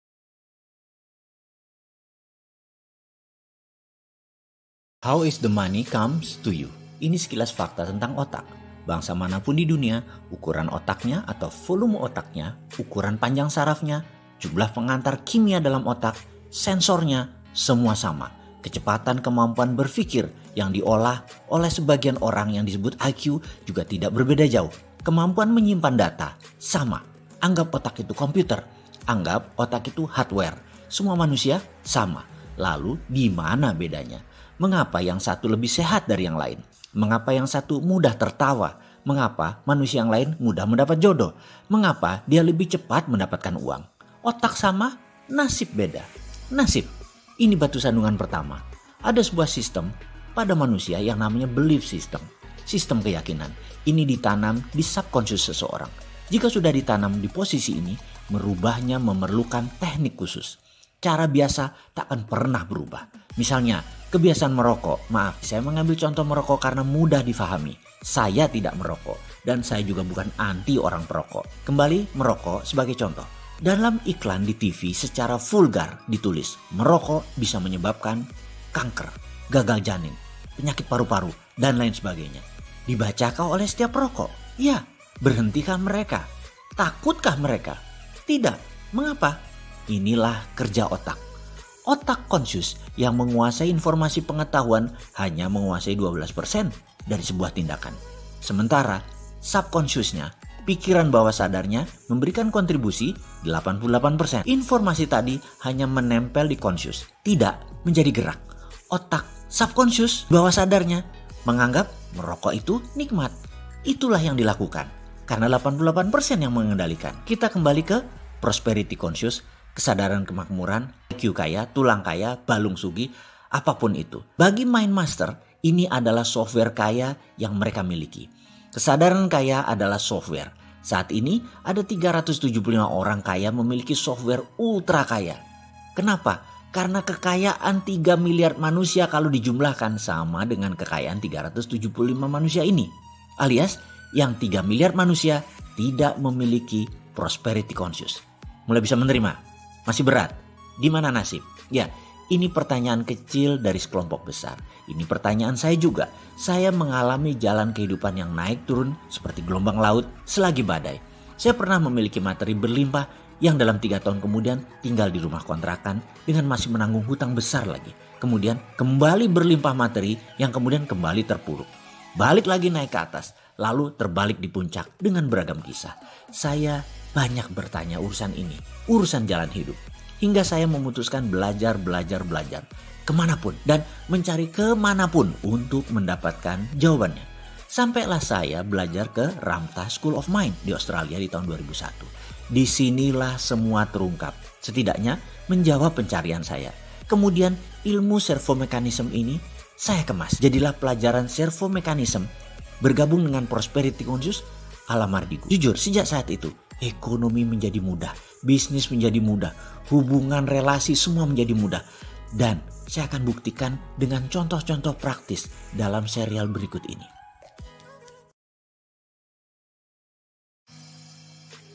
Di Ramtha School of Mind, hari pertama ada 110 murid hadir. Dari 10 negara, ada India, Australia, Filipina, Malaysia, Kamboja, Hong Kong, Jepang, Amerika, Inggris, dan terakhir dari Iran.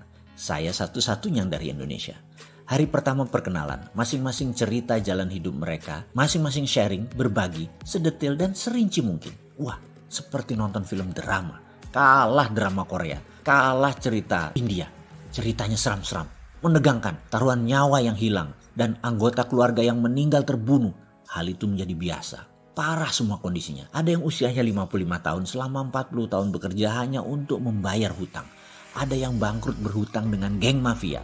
Ada yang dikejar-kejar triad dan dibunuh keluarganya. Ada yang ditipu habis-habisan oleh keluarganya sendiri.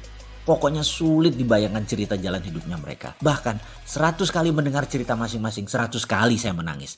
Saya tentu tidak boleh menceritakan rincian cerita mereka karena ini menjadi rahasia di antara kami. Di mana kami seakan sudah menjadi saudara sependeritaan. Common sorrow. Jalan hidup saya jika mendengar cerita mereka menjadi tidak sebanding, tidak ada apa-apanya. Hari berikutnya sang instruktur menceritakan jalan hidup mereka. Sama saja awalnya kusut semua. Mereka berlima, masih muda. Yang paling tua umurnya 35 tahun. Namun rekening mereka paling sedikit adalah 6 juta Aussie dollar. Cabut, itu ucapan saya dalam hati berkali-kali. Pelajaran ini adalah pelajaran yang fair dan adil. Kenapa? Kami dilihatkan ATM mereka. Mereka tidak berdusta. Kenapa ya saya sebut ini adil? Karena instrukturnya yang 5 orang ini semuanya milioner. Jadi mengajarkan kekayaan dan kemakmuran diajarkan oleh orang yang milioner itu menjadi fair dilihatnya. Mereka tidak berdusta. Mereka tidak berdusta. Diperlihatkan keesokan harinya bagaimana uang itu ada bersama mereka, datang kepada mereka. Mulai melek mata saya. Mulai lompatan-lompatan kecil liar di otak saya berjalan. Gitu ya berkali-kali. Hari berikutnya pelajaran dimulai. Formasi setengah lingkaran tanpa meja. Pelajaran trespassing namanya. Teritori ego kami akan diterabas, akan di-cross, akan dilewati. Siap-siap marah, siap-siap tertusuk hati kami, siap-siap tersinggung. Kami peserta diberi pertanyaan, how is the money comes to you? Bagaimana uang datang ke Anda? Seluruh peserta mendapat giliran. Kalau disamaratakan, semua menjawab hampir sama, yaitu dengan bekerja. Sekali lagi, jika ditanya, how is the money comes to you? Maka rata-rata menjawab dengan bekerja. Pertanyaan berikutnya oleh instruktur, kalau Anda tidak ada uang, apa yang Anda lakukan? Seluruh peserta berbicara bergantian, kesimpulan, mencari kerjaan. Karena dengan bekerja, kita mendapat uang. Pertanyaan berikutnya, kalau Anda bekerja, apa yang Anda peroleh? Seluruh peserta menjawab, uang. Pertanyaan berikutnya, jadi begitulah cara kerja otak Anda. Untuk mendapatkan uang, Anda harus bekerja. Oke, kita stop sebentar. Ada yang salah dalam pernyataan di atas? Tentu tidak, bukan? Inilah pernyataan dan pertanyaan selanjutnya. Bisakah Anda tidak bekerja? Anda dapat uang? Otak saya kram, macet. Kemudian terdengar suara instruktur melanjutkan. Karena Anda berpikir uang datang kalau bekerja. Kalau tidak punya uang, Anda mencari kerjaan. Dan Anda pikir Anda mendapatkan uang. Padahal itu hanya menyambung hidup. Di akhir bulan uang Anda habis lagi. Dan Anda bekerja lagi. Begitulah roda kehidupan yang Anda putar. Benarkah? Otak saya berhenti. Rasanya tidak ada yang salah. Bukannya itu pemahaman umum. Uang didapat dengan bekerja. Nggak kerja ya nggak dapat duit. Pertanyaan berikutnya agak menohok ke saya. Anda bertuhan, Mr. Mardigu. Anda percaya Tuhan? Saya jawab, iya pasti. Tuhan Anda bisa apa?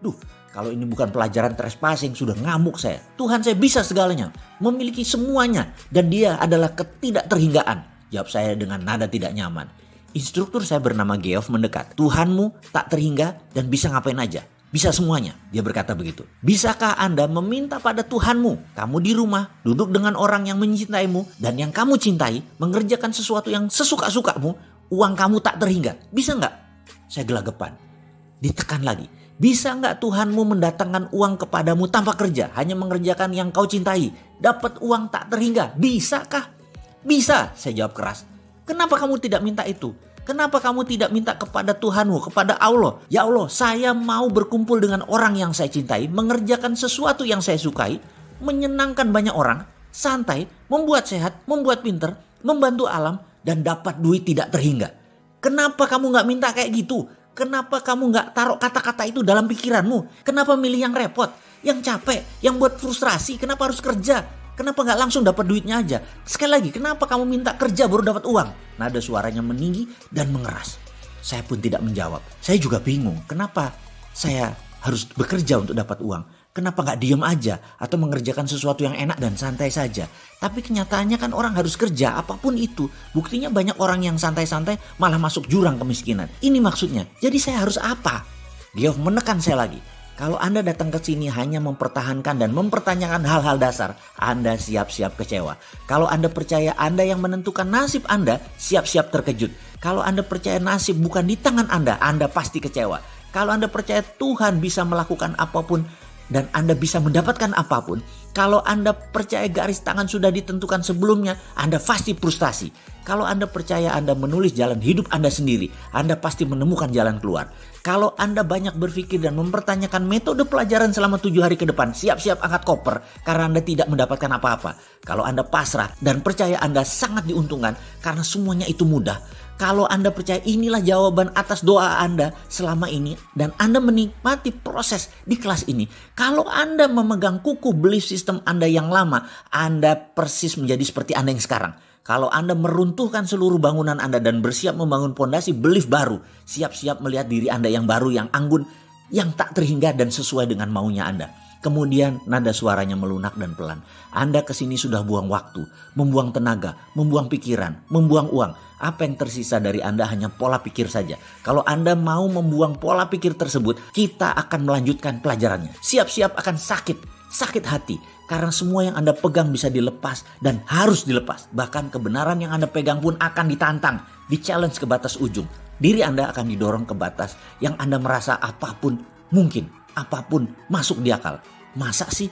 Bagaimana bisa pernyataan dan pertanyaan logika belief lama akan ditantang?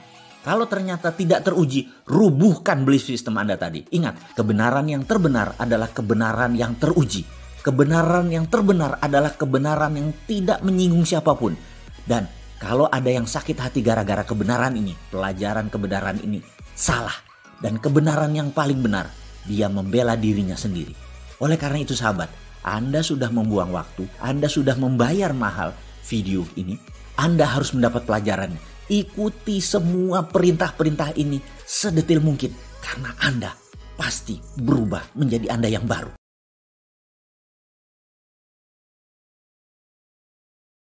Sepulangnya dari belajar, jujur, 3 bulan setelah kembali, saya belum mulai mempraktekkan apapun. Belief system saya tertabrak-tabrak. Pertanyaan, nasib kita yang menentukan? Sementara saya punya keyakinan nasib ditentukan Tuhan. Sebuah tabrakan belief system. Saya belum bisa menerima. Kalau saya tidak terima, maka saya harus menerima kondisi saya sekarang, berhutang dan hidup susah waktu itu. Memulai sesuatu akan terbawa putaran yang sama. Memulai yang baru harus merubah belief system. Ini pengalaman saya dan mungkin hanya terjadi pada saya. Saya juga teringat sebuah pelajaran dasar. Salah satunya pelajaran meng-cancel doa. Dalam sebuah sesi di sana ada pelajaran untuk berpikir dan berdoa yang tidak boleh di-cancel. Seperti detailnya ada juga di dalam video Road to Billionaire, karya saya terdahulu. Baik, sekarang kita beri contoh seperti pengalaman saya di dalam kelas waktu itu. Saya diperintahkan memohon. Waktu itu saya disuruh memohon kepada Allah untuk memberikan uang 1 miliar pada akhir bulan ini. Saya manut, saya berkata, ya Allah, saya meminta uang 1 miliar di rekening saya pada akhir bulan ini. Lidah saya mengucap, hati kecil saya berkata, mungkinkah? Dan perkataan di hati kecil tersebut, di pelajaran tersebut, saya peroleh artinya meng-cancel doa. Hal itu membatalkan doa. Kita tidak boleh mempertanyakan doa yang kita buat sendiri karena itu artinya meng-cancel. Dalam membuat permohonan, sekali lagi kita tidak boleh cancel. Percaya utuh, setiap keraguan harus dipanjatkan lagi permohonannya. Ulangi lagi karena permohonannya kita cancel sendiri. Ribuan kali saya coba, ribuan kali saya cancel. Belief system saya belum terima. Masa sih? Kok gitu doang? Emang bisa? Dari mana caranya? Dari mana uang datang ke saya? Bagaimana uang 1 miliar itu bisa datang? Walaupun saya berkata, ya Allah berikan uang 1 miliar itu di akhir bulan ini. Tapi tetap di hati kecil ada hal-hal yang menyeletuk tadi. Sekali lagi sekedar mengulang saja, mengingatkan informasi bahwa di tahun 2001 saya bekerja untuk menutupi biaya hidup dan sebagian cicilan hutang. Posisi saya sebagai Direktur Business Advisor dari sebuah investment banking bernama PT Rifan, sekarang namanya PT Rekapital, milik seseorang yang posisinya tinggi saat ini yaitu Bapak Rosan Roslani dan Bapak Sandiaga Uno. Secara gaji dan bonus cukup besar kompensasi bulanannya, namun hanya kerja kontrak. Dari tahun 2000 hingga tahun 2002, 24 bulan. Kontrak akan berakhir 9 bulan lagi dari masa saya pulang dari Australia tersebut. Suatu pagi, saya ingat waktu itu, saya meminta anak saya nomor 2, namanya Fatur, yang masih berusia 4 atau 5 tahun. Saya berkata, Mas Fatur tolong dong ayah diambilkan sepatunya yang hitam, kata saya. Fatur diam saja. Saya ulangi sekali lagi, Fatur, kamu dengar kan ayah ngomong apa? Dia tetap diam dan berjalan menjauh. Suara saya, intonasinya saya tinggikan. Intonasinya menekan.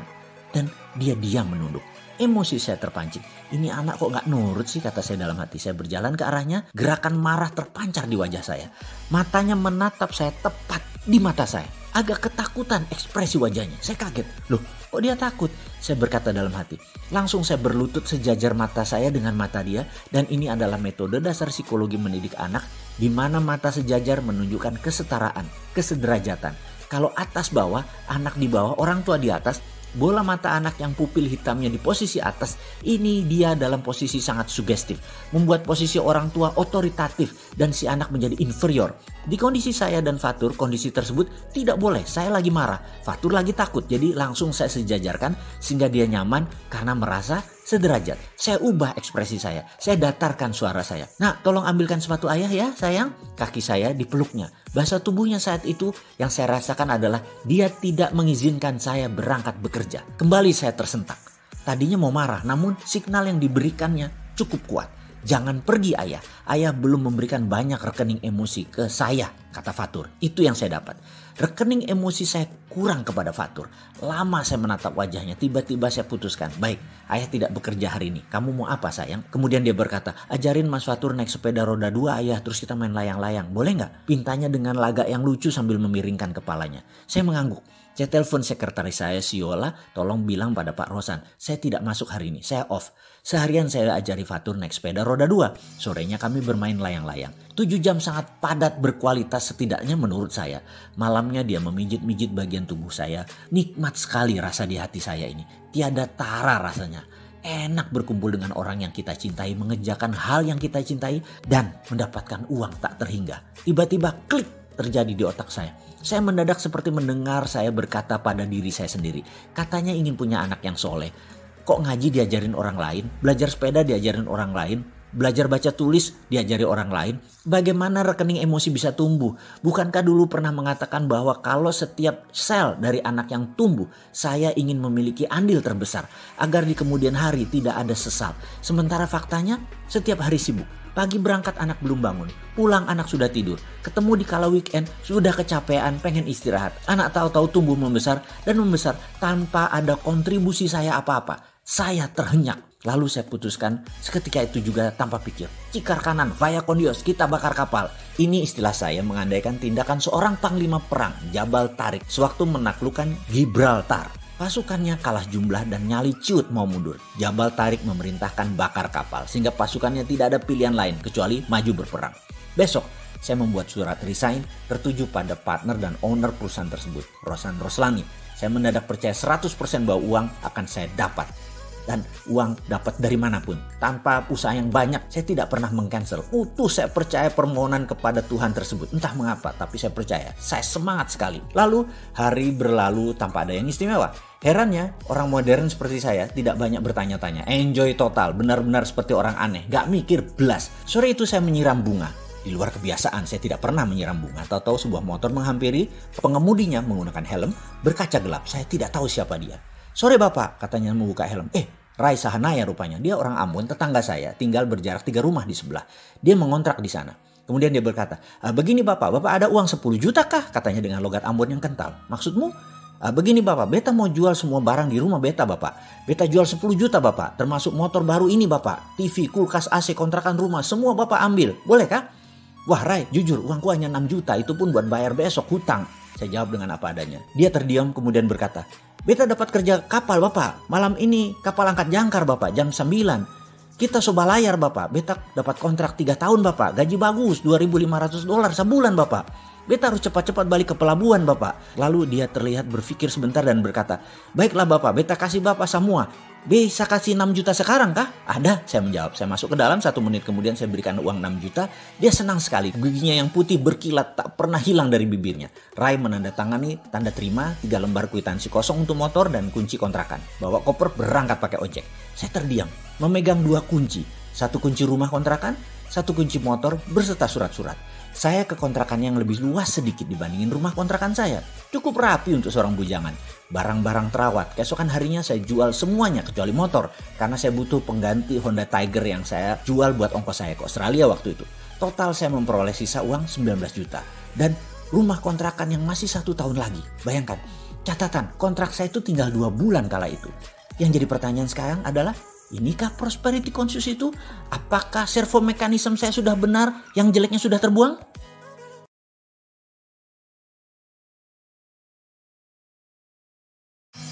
Glory from the past. Di sesi video ini, tugas semakin berat karena kita akan melakukan hal yang sangat penting. Sahabat, sekedar mengingatkan, tidak ada yang datang ke kita kecuali kita yang menghendakinya. Tiada sesuatu pun yang datang ke kita kecuali kita yang menginginkannya.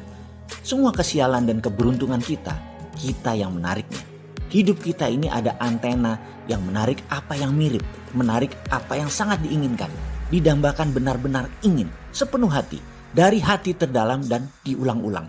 sehingga tubuh kita terinduksi dengan impian kita, terobsesi dengan niat kita, terobsesi dengan cita-cita kita. Sehingga kehadiran video narasi ini bukan hal yang tidak sengaja. Ini jangan-jangan adalah jawaban yang Anda cari selama ini. Ketika hal ini hadir di hadapan Anda, maka saya selaku pribadi yang menginstal keilmuan servomekanisme ini sangat serius memenuhi semua yang Anda butuhkan dengan memberikan pelajaran sepenuh hati. Tentunya sahabat tidak akan menyia-nyiakannya dengan tidak mengerjakan tugas di dalam video narasi ini. Semua tugas ini adalah bagian dari terapeutik atau terapi untuk mengubah segala hal yang buruk, servo buruk agar polanya di break. Tak terkecuali sesi kali ini yang disebut dalam Glory from the Past. Dari setiap sahabat ada banyak hal kesuksesan dari sekarang hingga Anda bayi, baru lahir dulu. Tugas kali ini berat karena sahabat diminta menulis semua glory from the past tersebut. Catatlah seluruh kemenangan-kemenangan di masa lalu. Catatlah seluruh kesuksesan-kesuksesan di masa lalu. Kebahagiaan-kebahagiaan di masa lalu. Keberhasilan, prestasi, apapun itu yang positif. Pertama kali jatuh cinta misalnya. Pertama kali mendapatkan uang gajian. Pertama kali mendapatkan 1 miliar. Juara azan. Mendapatkan beasiswa. Beli mobil atau motor impian. Apapun yang sahabat anggap itu sebagai sebuah kemenangan, tulislah. Sesi ini adalah sesi di mana kita semua ditanya segala yang hadir ke hidup Anda sejak kecil hingga saat ini. Sudahkah Anda mengenalnya? Dan sekali lagi, hal ini penting. Sudahkah Anda mensyukurinya? Ini adalah sebenarnya kami menguji kalau Anda mengingatnya, lalu Anda bangga dan Anda bersyukur. Sesungguhnya Anda pantas mendapatkan yang sama, bahkan lebih baik lagi di masa yang akan datang. Namun percaya saya, kalau Anda tidak bisa merinci masa kemenangan-kemenangan Anda tadi, tidak bisa banyak atau hanya beberapa, mohon maaf, apa kira-kira Anda layak mendapatkan sesuatu yang lebih besar, lebih baik, lebih maju di masa depan? Di mana yang lalu Anda saja tidak ingat, tidak syukuri, tidak benar-benar merasakan nikmat kepada Allah yang telah memberikannya. Apa kira-kira Anda pantas ke depan mendapatkan lebih besar lagi? Pantaskah? Percaya saya, dari ribuan orang yang telah melakukan hal ini, mencatat glory from the past, semakin rinci ke depannya, orang itu memang pantas mendapatkan yang lebih baik, yang lebih dahsyat. Setiap menuliskan kemenangan masa lalu, kesuksesan masa lalu, prestasi masa lalu, ucapkan syukur yang ikhlas kepada Allah Sang Pencipta. Percaya saya, Anda akan mengerjakannya dengan menetes air mata dan itu akan menjadikan pengalaman yang luar biasa. Manfaatkan waktu untuk mengisi daftar kemenangan masa lalu Anda. Ini wujud syukur Anda. Ini wujud berserah diri dan kesadaran akan semua yang hadir karena memang Anda yang mengaturnya. Yaitu Anda sendiri yang Anda syukuri agar pantas mendapatkan semua di depan lebih baik dan terbaik. Sekarang ambil kertas, selamat mengisi tugas tersebut dan tulis di atas kertas tersebut kemenangan masa lalu, glory from the past dengan menyelipkan kata-kata. Terima kasih Tuhan, terima kasih Allah atas ... Selamat mengisi. Pasti semua sahabat ingin memiliki hubungan yang baik dengan keluarga, dengan teman, dengan relasi, dan juga dengan tim di dalam perusahaan atau organisasi yang Anda berkecimpung di dalamnya. Ada sebuah teknik yang menarik yang sangat efektif di dalam membangun tim trust atau kepercayaan tim tadi. Teknik ini juga sangat baik untuk membuang servo negatif atas kebiasaan buruk yang Anda miliki. Pelajaran dasar pemahamannya begini, otak manusia itu sangat dahsyat. Apapun yang kita ciptakan bisa kita tambahkan atau kita hilangkan. Misalnya ada seseorang yang takut dengan kecoa. Mendengar kecoa disebut saja sudah merinding, jijik. Hal itu karena memang tercipta oleh pengalaman hidupnya. Entah di rumah dulu waktu dia kecil, orang-orangnya pada lebay. Kalau ada kecoa teriak-teriak ketakutan, sehingga orang itu pun menjadi ketakutan. Atau ketularan takut. Lalu pernah ketika jalan menuju dapur, tangannya kejatuhan kecoa yang membuat gelas di tangannya jatuh. Perasaan jijik, sebel, terus ditambah lagi dimarahi oleh orang tuanya yang galak. Lengkap itu database akan ketakutan terjadi dalam dirinya. Ketika dewasa, mendengar kata kecoa saja sudah menimbulkan ketakutan dan rasa jijik yang amat sangat. Lalu ada teknik penyembuhannya. Bagaimana? Sederhana. Hanya dengan kekuatan pikiran, kekuatan perasaan, dan belief system percaya. Hal ini bisa disembuhkan. Dia, teman kita tadi yang trauma tadi dengan kecoa, dibayangkan di tangannya, hadirkan melalui imajinasinya, ada bola kristal di tangannya.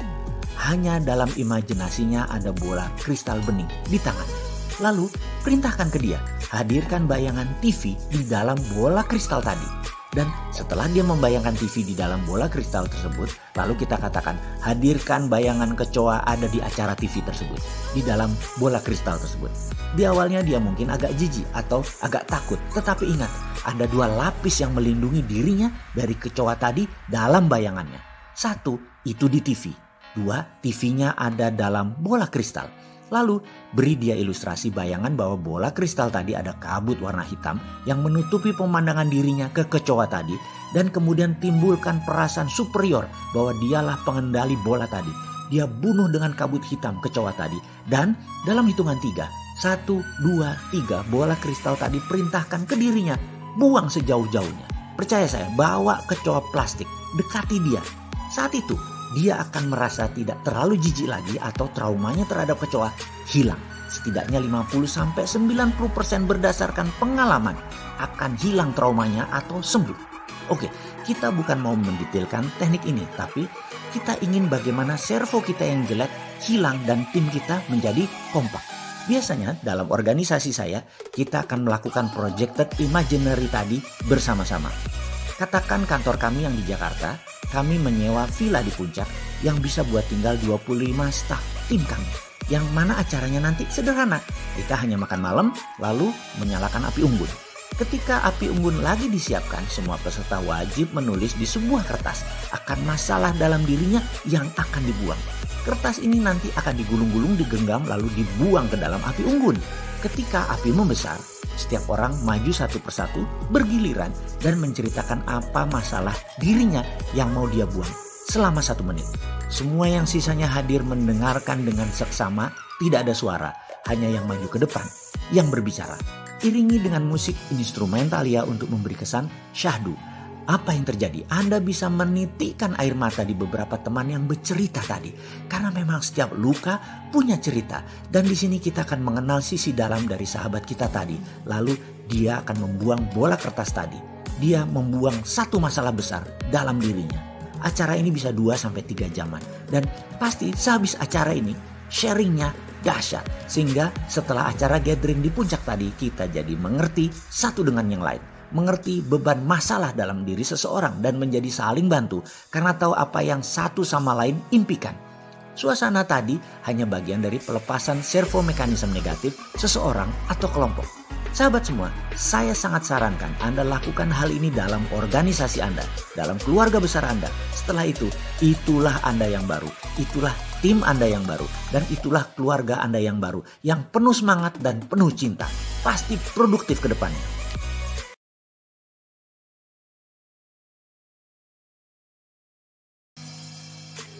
Kompetensi kita bicarakan sekali lagi.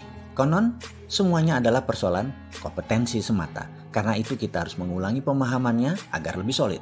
Apapun yang kita dapatkan dalam hidup ini nyaris merupakan ekspresi dari kompetensi kita. Dengan kata lain, kompetensi adalah tingkat operasional dari kebiasaan dan kompetensi tersebut adalah memicu automatic guidance system, yaitu servo mekanisme untuk bekerja melalui proses koreksi terus-menerus yang dikenal sekali lagi dengan istilah servo mekanisme. Sebenarnya ada tingkatan yang lebih tinggi dari kompetensi, yaitu belief, yang kita akan bahas di lain kesempatan. Tetapi secara populer, boleh kita hanya menggunakan istilah kompetensi yang lebih terkait dengan skill dan lebih akrab pula dengan kehidupan sehari-hari. Tetapi di sini kita akan perluas pemaknaannya. Semuanya adalah soal kompetensi. Jika kita sangat sering mengalami keberuntungan, maka boleh dikatakan kita memiliki kompetensi yang tinggi dalam persoalan peruntungan. Jika kita selalu sial dalam segenap hal, maka mungkin kita menjadi maestro di bidang ini, alias memiliki kompetensi sial yang sangat luar biasa. Jika kita sangat mudah memperoleh teman, maka pastilah karena kompetensi kita urusan mencari teman sudah mencapai tingkat yang tertinggi. Jika berkelimpahan selalu menyertai kita di setiap langkah, maka menandakan bahwa kompetensi berkelimpahan kita tentu sangat baik. Mari kita introspeksi sejenak. Adakah hal-hal yang telah menjadi pola yang sangat rapi dalam kehidupan kita? Selalu terjadi dan terjadi, bahkan sebelum terjadi kita sering meramalkan untuk terjadi dan akhirnya benar terjadi. Inilah bentuk kompetensi kita. Soal kompetensi baik atau buruk adalah hal yang berbeda. Sekali lagi, semua adalah soal kompetensi.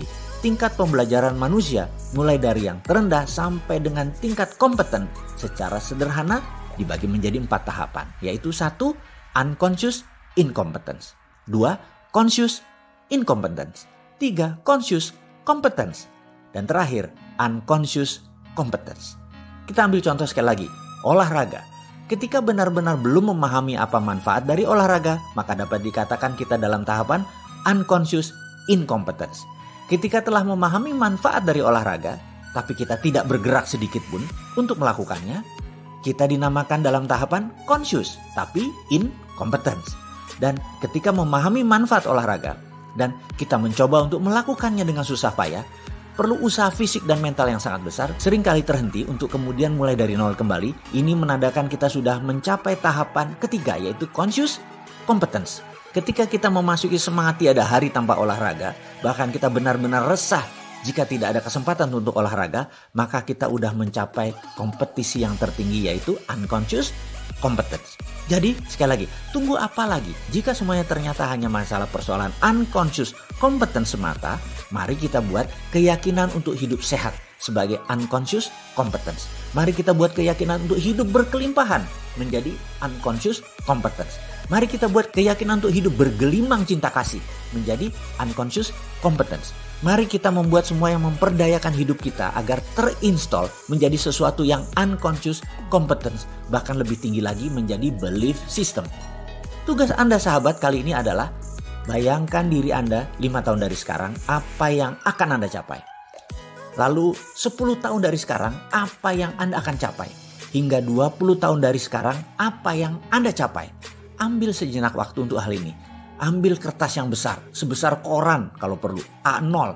Lalu gunting gambar-gambar yang Anda ingin capai dalam 5 tahun dari sekarang. Dalam 10 tahun dari sekarang. Hingga 20 tahun dari sekarang. Pecah 5 bagian. 1 untuk keluarga, 2 untuk kesehatan, 3 untuk kemakmuran, 4 untuk sosial, 5 untuk spiritual. Cari gambar, tempel di 5 bagian tadi, dan jadikan ini adalah dream book Anda 5 tahun, 10 tahun, 20 tahun dari sekarang. Peaceful Place. Di sesi ini adalah sesi untuk kita melakukan pemrograman pikiran bawah sadar agar kita bisa memasang servo baru, servo mekanisme yang positif agar menjadi kebiasaan baru yang positif. Otak manusia dalam pikiran bawah sadarnya itu tidak bisa membedakan mana yang imajinasi, mana yang reality, mana yang bayangan, mana yang kenyataan. Untuk membentuk pathway, jejak sukses di pikiran bawah sadar seseorang, maka caranya bisa dengan melakukan. Dan ada cara yang lebih cepat lagi, yaitu dengan membayangkan hal yang sama berkali-kali dalam jangka yang panjang. Bayangkan Anda bisa main sepatu roda misalnya. Maka coba nonton YouTube tentang permainan sepatu roda tadi. Kemudian setiap hari sewaktu mau tidur malam, bayangkan diri Anda bermain sepatu roda terus menerus selama 30 hari ke depan. Apa yang terjadi kemudian? Jalan hidup Anda tahu-tahu ke arah dunia persepatu rodaan. Anda ke Senayan sore-sore di GBK, tahu-tahu Anda melihat orang bermain sepatu roda. Tahu-tahu orang itu menyapa Anda. Tahu-tahu orang itu mengajak Anda bermain sepatu roda. Ajaib kan? Sekarang kita coba dengan bayangan lain. Anda bayangkan Anda punya mobil BMW X3 warna biru. Terus setiap malam Anda bayangkan BMW X3 warna biru tadi milik Anda tadi. Terus dibayangkan sepanjang malam sebelum tidur, selagi ngayal-ngayalnya Anda, selagi ingin tidur. Percaya saya, 30 hari kemudian Anda setiap jalan di jalan raya, mata Anda akan mencari mobil BMW X3. Dan ajaib, Anda nemu aja mobil warna biru BMW X3 tadi. Walaupun mobil itu sedikit, mata Anda bisa menemukannya. Sekarang, coba Anda ingat-ingat ketika Anda ingin membeli mobil Innova warna putih. Tahu-tahu mata Anda dimanapun akan nemu aja. Tuh Innova warna putih, keren kan? Tuh lagi ada yang pakai velg racing. Bagus ya? Terus aja mata Anda terseleksi melihat mobil tersebut dan tidak lama kemudian Anda memiliki mobil itu. Sekarang kita mau lakukan dengan sengaja agar servo kemakmuran terjadi pada diri Anda. Pertama, temukan peaceful place Anda dalam bayangan Anda. Apa itu peaceful place? Peaceful place adalah tempat di mana Anda merasa damai. Bisa kamar Anda, bisa masjid, bisa sajadah, bisa tempat ibadah, bisa pantai, bisa gunung. Apapun temukan tempat yang ketika Anda di sana, Anda merasa damai. Lalu dalam bayangan Anda berada di sana, lagi santai, lagi duduk, bisa rebahan, apapun yang membuat Anda merasa rileks, merasa santai. Lalu Beri bayangan apa yang Anda inginkan. Mobil, kesehatan, rumah, keluarga bahagia, apapun itu hadirkan gambaran tadi dan beri rasa senang, bahagia ketika bersama apa yang Anda inginkan tersebut. Lakukan hal ini setiap malam dan pastikan beri rasa sudah memiliki, rasa bersyukur dan rasa bahagia. Ulangi setiap malam minimum satu keinginan Anda dan dilakukan 30 hari berturut-turut dan bersiaplah kaget atas kejadian yang mengikutinya kemudian. Langkahnya saya ulangi lagi agar sahabat semua bisa mengulangi dan bisa melakukannya. 1. Temukan peaceful place Anda. 2. Hadirkan Anda di sana. 3. Hadirkan bayangan apa yang Anda inginkan dan sudah Anda miliki. 4. Lakukan hal ini dalam imajinasi Anda sesering mungkin dan disarankan lakukan menjelang tidur malam. 5. Selamat menjadi Anda yang baru. Kenalan dengan siapa saja kalau berkumpul. Ada kebiasaan aneh saya yang lama saya kerjakan dan masih saya kerjakan tanpa sadar. Mungkin sudah masuk unconscious competence. Kalau kata Pameo, sesuatu yang diulang-ulang akan menjadi kebiasaan. Dan kebiasaan kita tersebut jalan hidup sejarah diri kita. Kalau jalan hidup itu atau kebiasaan itu mengakibatkan hal yang buruk namun sudah jadi kebiasaan, harus diubah dengan teknik breaking pattern. Kita sudah tahu di pelajaran sebelum ini apa itu breaking pattern.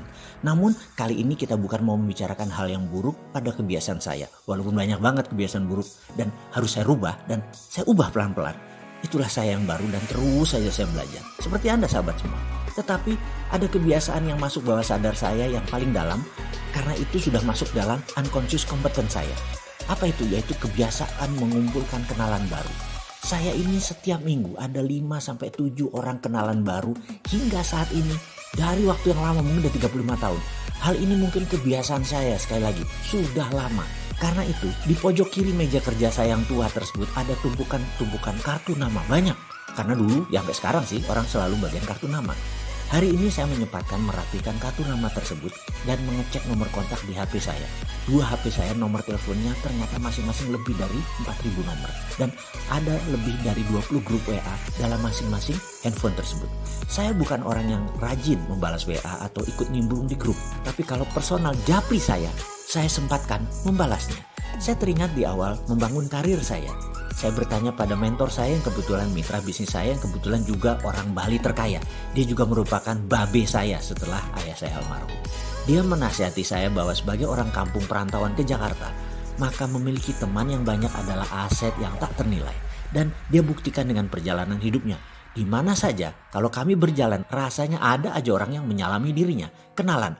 Bukan seperti selebriti yang hanya satu pihak kenalnya, selebritinya gak kenal. Dan ini dua belah pihak, mereka saling kenal. Saya impress sekali, saya terkesan sekali. Sejak saat itu di pertengahan tahun 90-an saya komit berjanji pada diri saya. Harus punya kenalan banyak. Kebiasaan tersebut saya lakukan, setiap hari mungkin 1. Efeknya sampai hari ini saya merasakan manfaatnya. Misalnya petinggi lembaga keuangan mungkin ada lebih 30 kenalan saya saat ini adalah direksi-direksi dari lembaga keuangan yang terkenal. Dan kenalannya dengan mereka lebih dari 10 tahun yang lalu. Sehingga staf saya suatu hari komentar, "Bapak kenalannya banyak bener sih, asal ketemu orang ketimbang saya memperkenalkan kerja di perusahaan saya." Ada aja yang berkata, "Salam ya buat bosman ya, saya teman lama dia." Bahkan ke Kopassus kemarin belajar nembak waktu anak-anak perusahaan kami outing, kayaknya semua instruktur kenalnya Pak Mardigu. Saya dalam hati GR bener urusan beginian. Tapi bagi saya bukan orang kaya saja kenalan itu. Posisi jabatan politik, jabatan publik, bahkan orang yang tidak punya apa-apa, ya tetap kenalan. Kenalan itu bukan harus friend with benefit. Namun kalau kenalannya banyak, pasti buat keuntungan lebih besar. Kenalan bisa dengan siapa saja, namun nongkrong dengan siapa harus kita pilih. Dan bagi saya, nongkrong itu saya pilih-pilih sekali. Saya hanya berkumpul dengan orang yang lebih soleh, berkumpul hanya dengan orang yang lebih sukses, berkumpul hanya dengan yang lebih sehat, berkumpul dengan orang yang lebih bahagia, berkumpul dengan orang yang lebih seru, berkumpul dengan orang yang lebih kocak, yang menyenangkan. Karena berkumpul dengan manusia lebih baik, kehidupan saya menjadi lebih baik. Karena kita manusia yang mudah terinduksi. Sahabat, di penghujung video ini saya menyarankan perbanyak kenalan dan jaringan bisnis Anda sebagai solusi kemakmuran. Selamat membuat tempat nongkrong yang baru. Selamat berhijrah.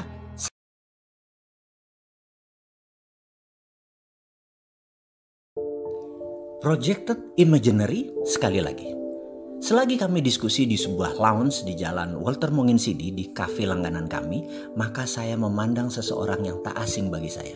Teman kuliah saya, junior saya di kampus, yang ketika saya sambangi duduknya yang sendirian dia berkata, "Mas, dari tadi saya sudah melihat Mas Mardigu, tapi wajah galaknya lagi muncul dan serius saya sudah melipir dulu deh. Lebih baik saya diam di sini." Saya hanya tersenyum karena dia tahu sekali kalau saya agak galak itu pasti ada sesuatu yang saya sangat ingin selesaikan. Dulu dia padawan saya, yaitu sering membantu pekerjaan saya dulu waktu bereksperimen di kampus. Pastinya dia kenal sekali karakter saya. Saya galak banget, terutama sama dia. Saya berkata, "Kamu benar, ada sesuatu yang saya belum pernah lakukan dan akan saya lakukan, tapi tidak tahu caranya, tidak tahu jalannya. Cuman lihat sinar harapan kecil di ujung lorong yang gelap." Kemudian saya pun menceritakan sekilas apa yang akan saya lakukan, yaitu membangun kayak kawasan ekonomi khusus berbasis heavy industry. Dia menatap saya dengan mata tajam dan berekspresi aneh. "Mas, ingat eksperimen yang dulu kita lakukan di kampus? Itu problem solvernya kok nggak dilakukan sih, Mas?"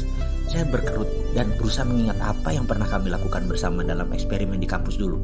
Tapi saya tidak menemukan yang mana di otak saya ini. Folder di otak saya sudah kayak komputer mencari-cari data, tapi tetap tidak ketemu. "Itu loh Mas yang di lapangan basket," katanya, mencoba membuat saya ingat tapi tetap lupa. Sehingga dia menceritakan dengan lengkap. Gini katanya, "Ingat nggak yang waktu kita ambil beberapa orang semua cewek yang belum pernah main basket?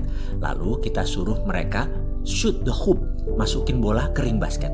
Lalu dari 5 bola tidak ada satu pun yang masuk. Lalu kita tutup mata dia dan kita panggil 10 orang yang menonton dia dan menyemangati dia. Lalu kita tutup mata dia pakai blindfold, lalu diposisikan di tempat syuting. Ketika dia melempar bola, maka ke-10 orang tersebut bertepuk tangan dan berkomentar. Padahal bolanya tidak masuk. Namun mereka bersorak seakan-akan bolanya masuk. Berkomentar, 'Yeay, finally you get it. Akhirnya Anda bisa. Hebat, gitu dong, mantap,' gitu ya. Setelah 3 atau 4 kali bola tersebut masuk, padahal tidak ada juga yang masuk, maka tutup mata dan tutup kepalanya dibuka. Lalu cewek tersebut kembali di posisi syuting. Dia diberikan 10 kali peluang menembak sekarang. Dan ternyata dari seseorang yang tidak pernah main basket dalam seumur hidupnya sekarang bisa memasukkan 4-5 kali bola ke keranjang dibantu tepukan penonton yang cheering up mendukung dia. Jadi otak manusia bisa dibantu dengan ilustrasi nyata dalam pikiran bawah sadarnya bahwa dia bisa melakukan. Walaupun belum pernah dilakukan sebelumnya, namun dengan stimulus mereka pernah dalam tanda petik melakukan. Ternyata merubah kimia yang ada dalam pikirannya dan menjadi kenyataan. Mereka, otak tersebut membuat pathway jaringan baru di otak mereka sehingga semuanya possible karena jaringan baru itu terbentuk. Apa yang Mas akan lakukan adalah persis seperti gadis eksperimen basket kita dulu. Sekarang saran saya, cari kelompok orang yang pasti mensupport Mas Mardigu. Share pada mereka bisnis Mas ke depan. Mereka belum tentu bisa bantu, namun cheer up mereka. Mas Mardigu pasti bisa lakukan. Gampang itu buat Mas Mardigu. Dan komentar positif lainnya dari siapa saja orang yang support Mas Mardigu akan merubah kimia di dalam pikiran bawah sadar Mas Mardigu yang membuat impian tadi bisa jadi kenyataan. Saya pun mengangguk-angguk setuju. Diam dan saya lakukan keesokan harinya. Saya kumpulkan dan saya ceritakan kepada teman-teman, sahabat, saudara saya, keluarga saya apa yang akan saya lakukan dan saya mendapatkan dukungan tersebut. Kamu bisa dan kamu bisa. Kejadian itu tahun 2018. Dan saat ini ternyata mendekati kenyataan. Sahabat, inilah ujung video naratif servo mechanism. Sangat disarankan ke depan Anda pilih siapa teman Anda berkumpul. Pastikan yang membuat diri Anda menjadi orang yang lebih baik, menjadi naik nilainya, menjadi lebih sehat, lebih makmur, dan pastikan Anda melakukan hal yang sama ke mereka. Dukung semua sahabat mereka untuk mereka juga menjadi yang terbaik. Sampai jumpa di lain kesempatan. Salam hormat dari saya Mardigu Wowi. Sukses untuk sahabat semua.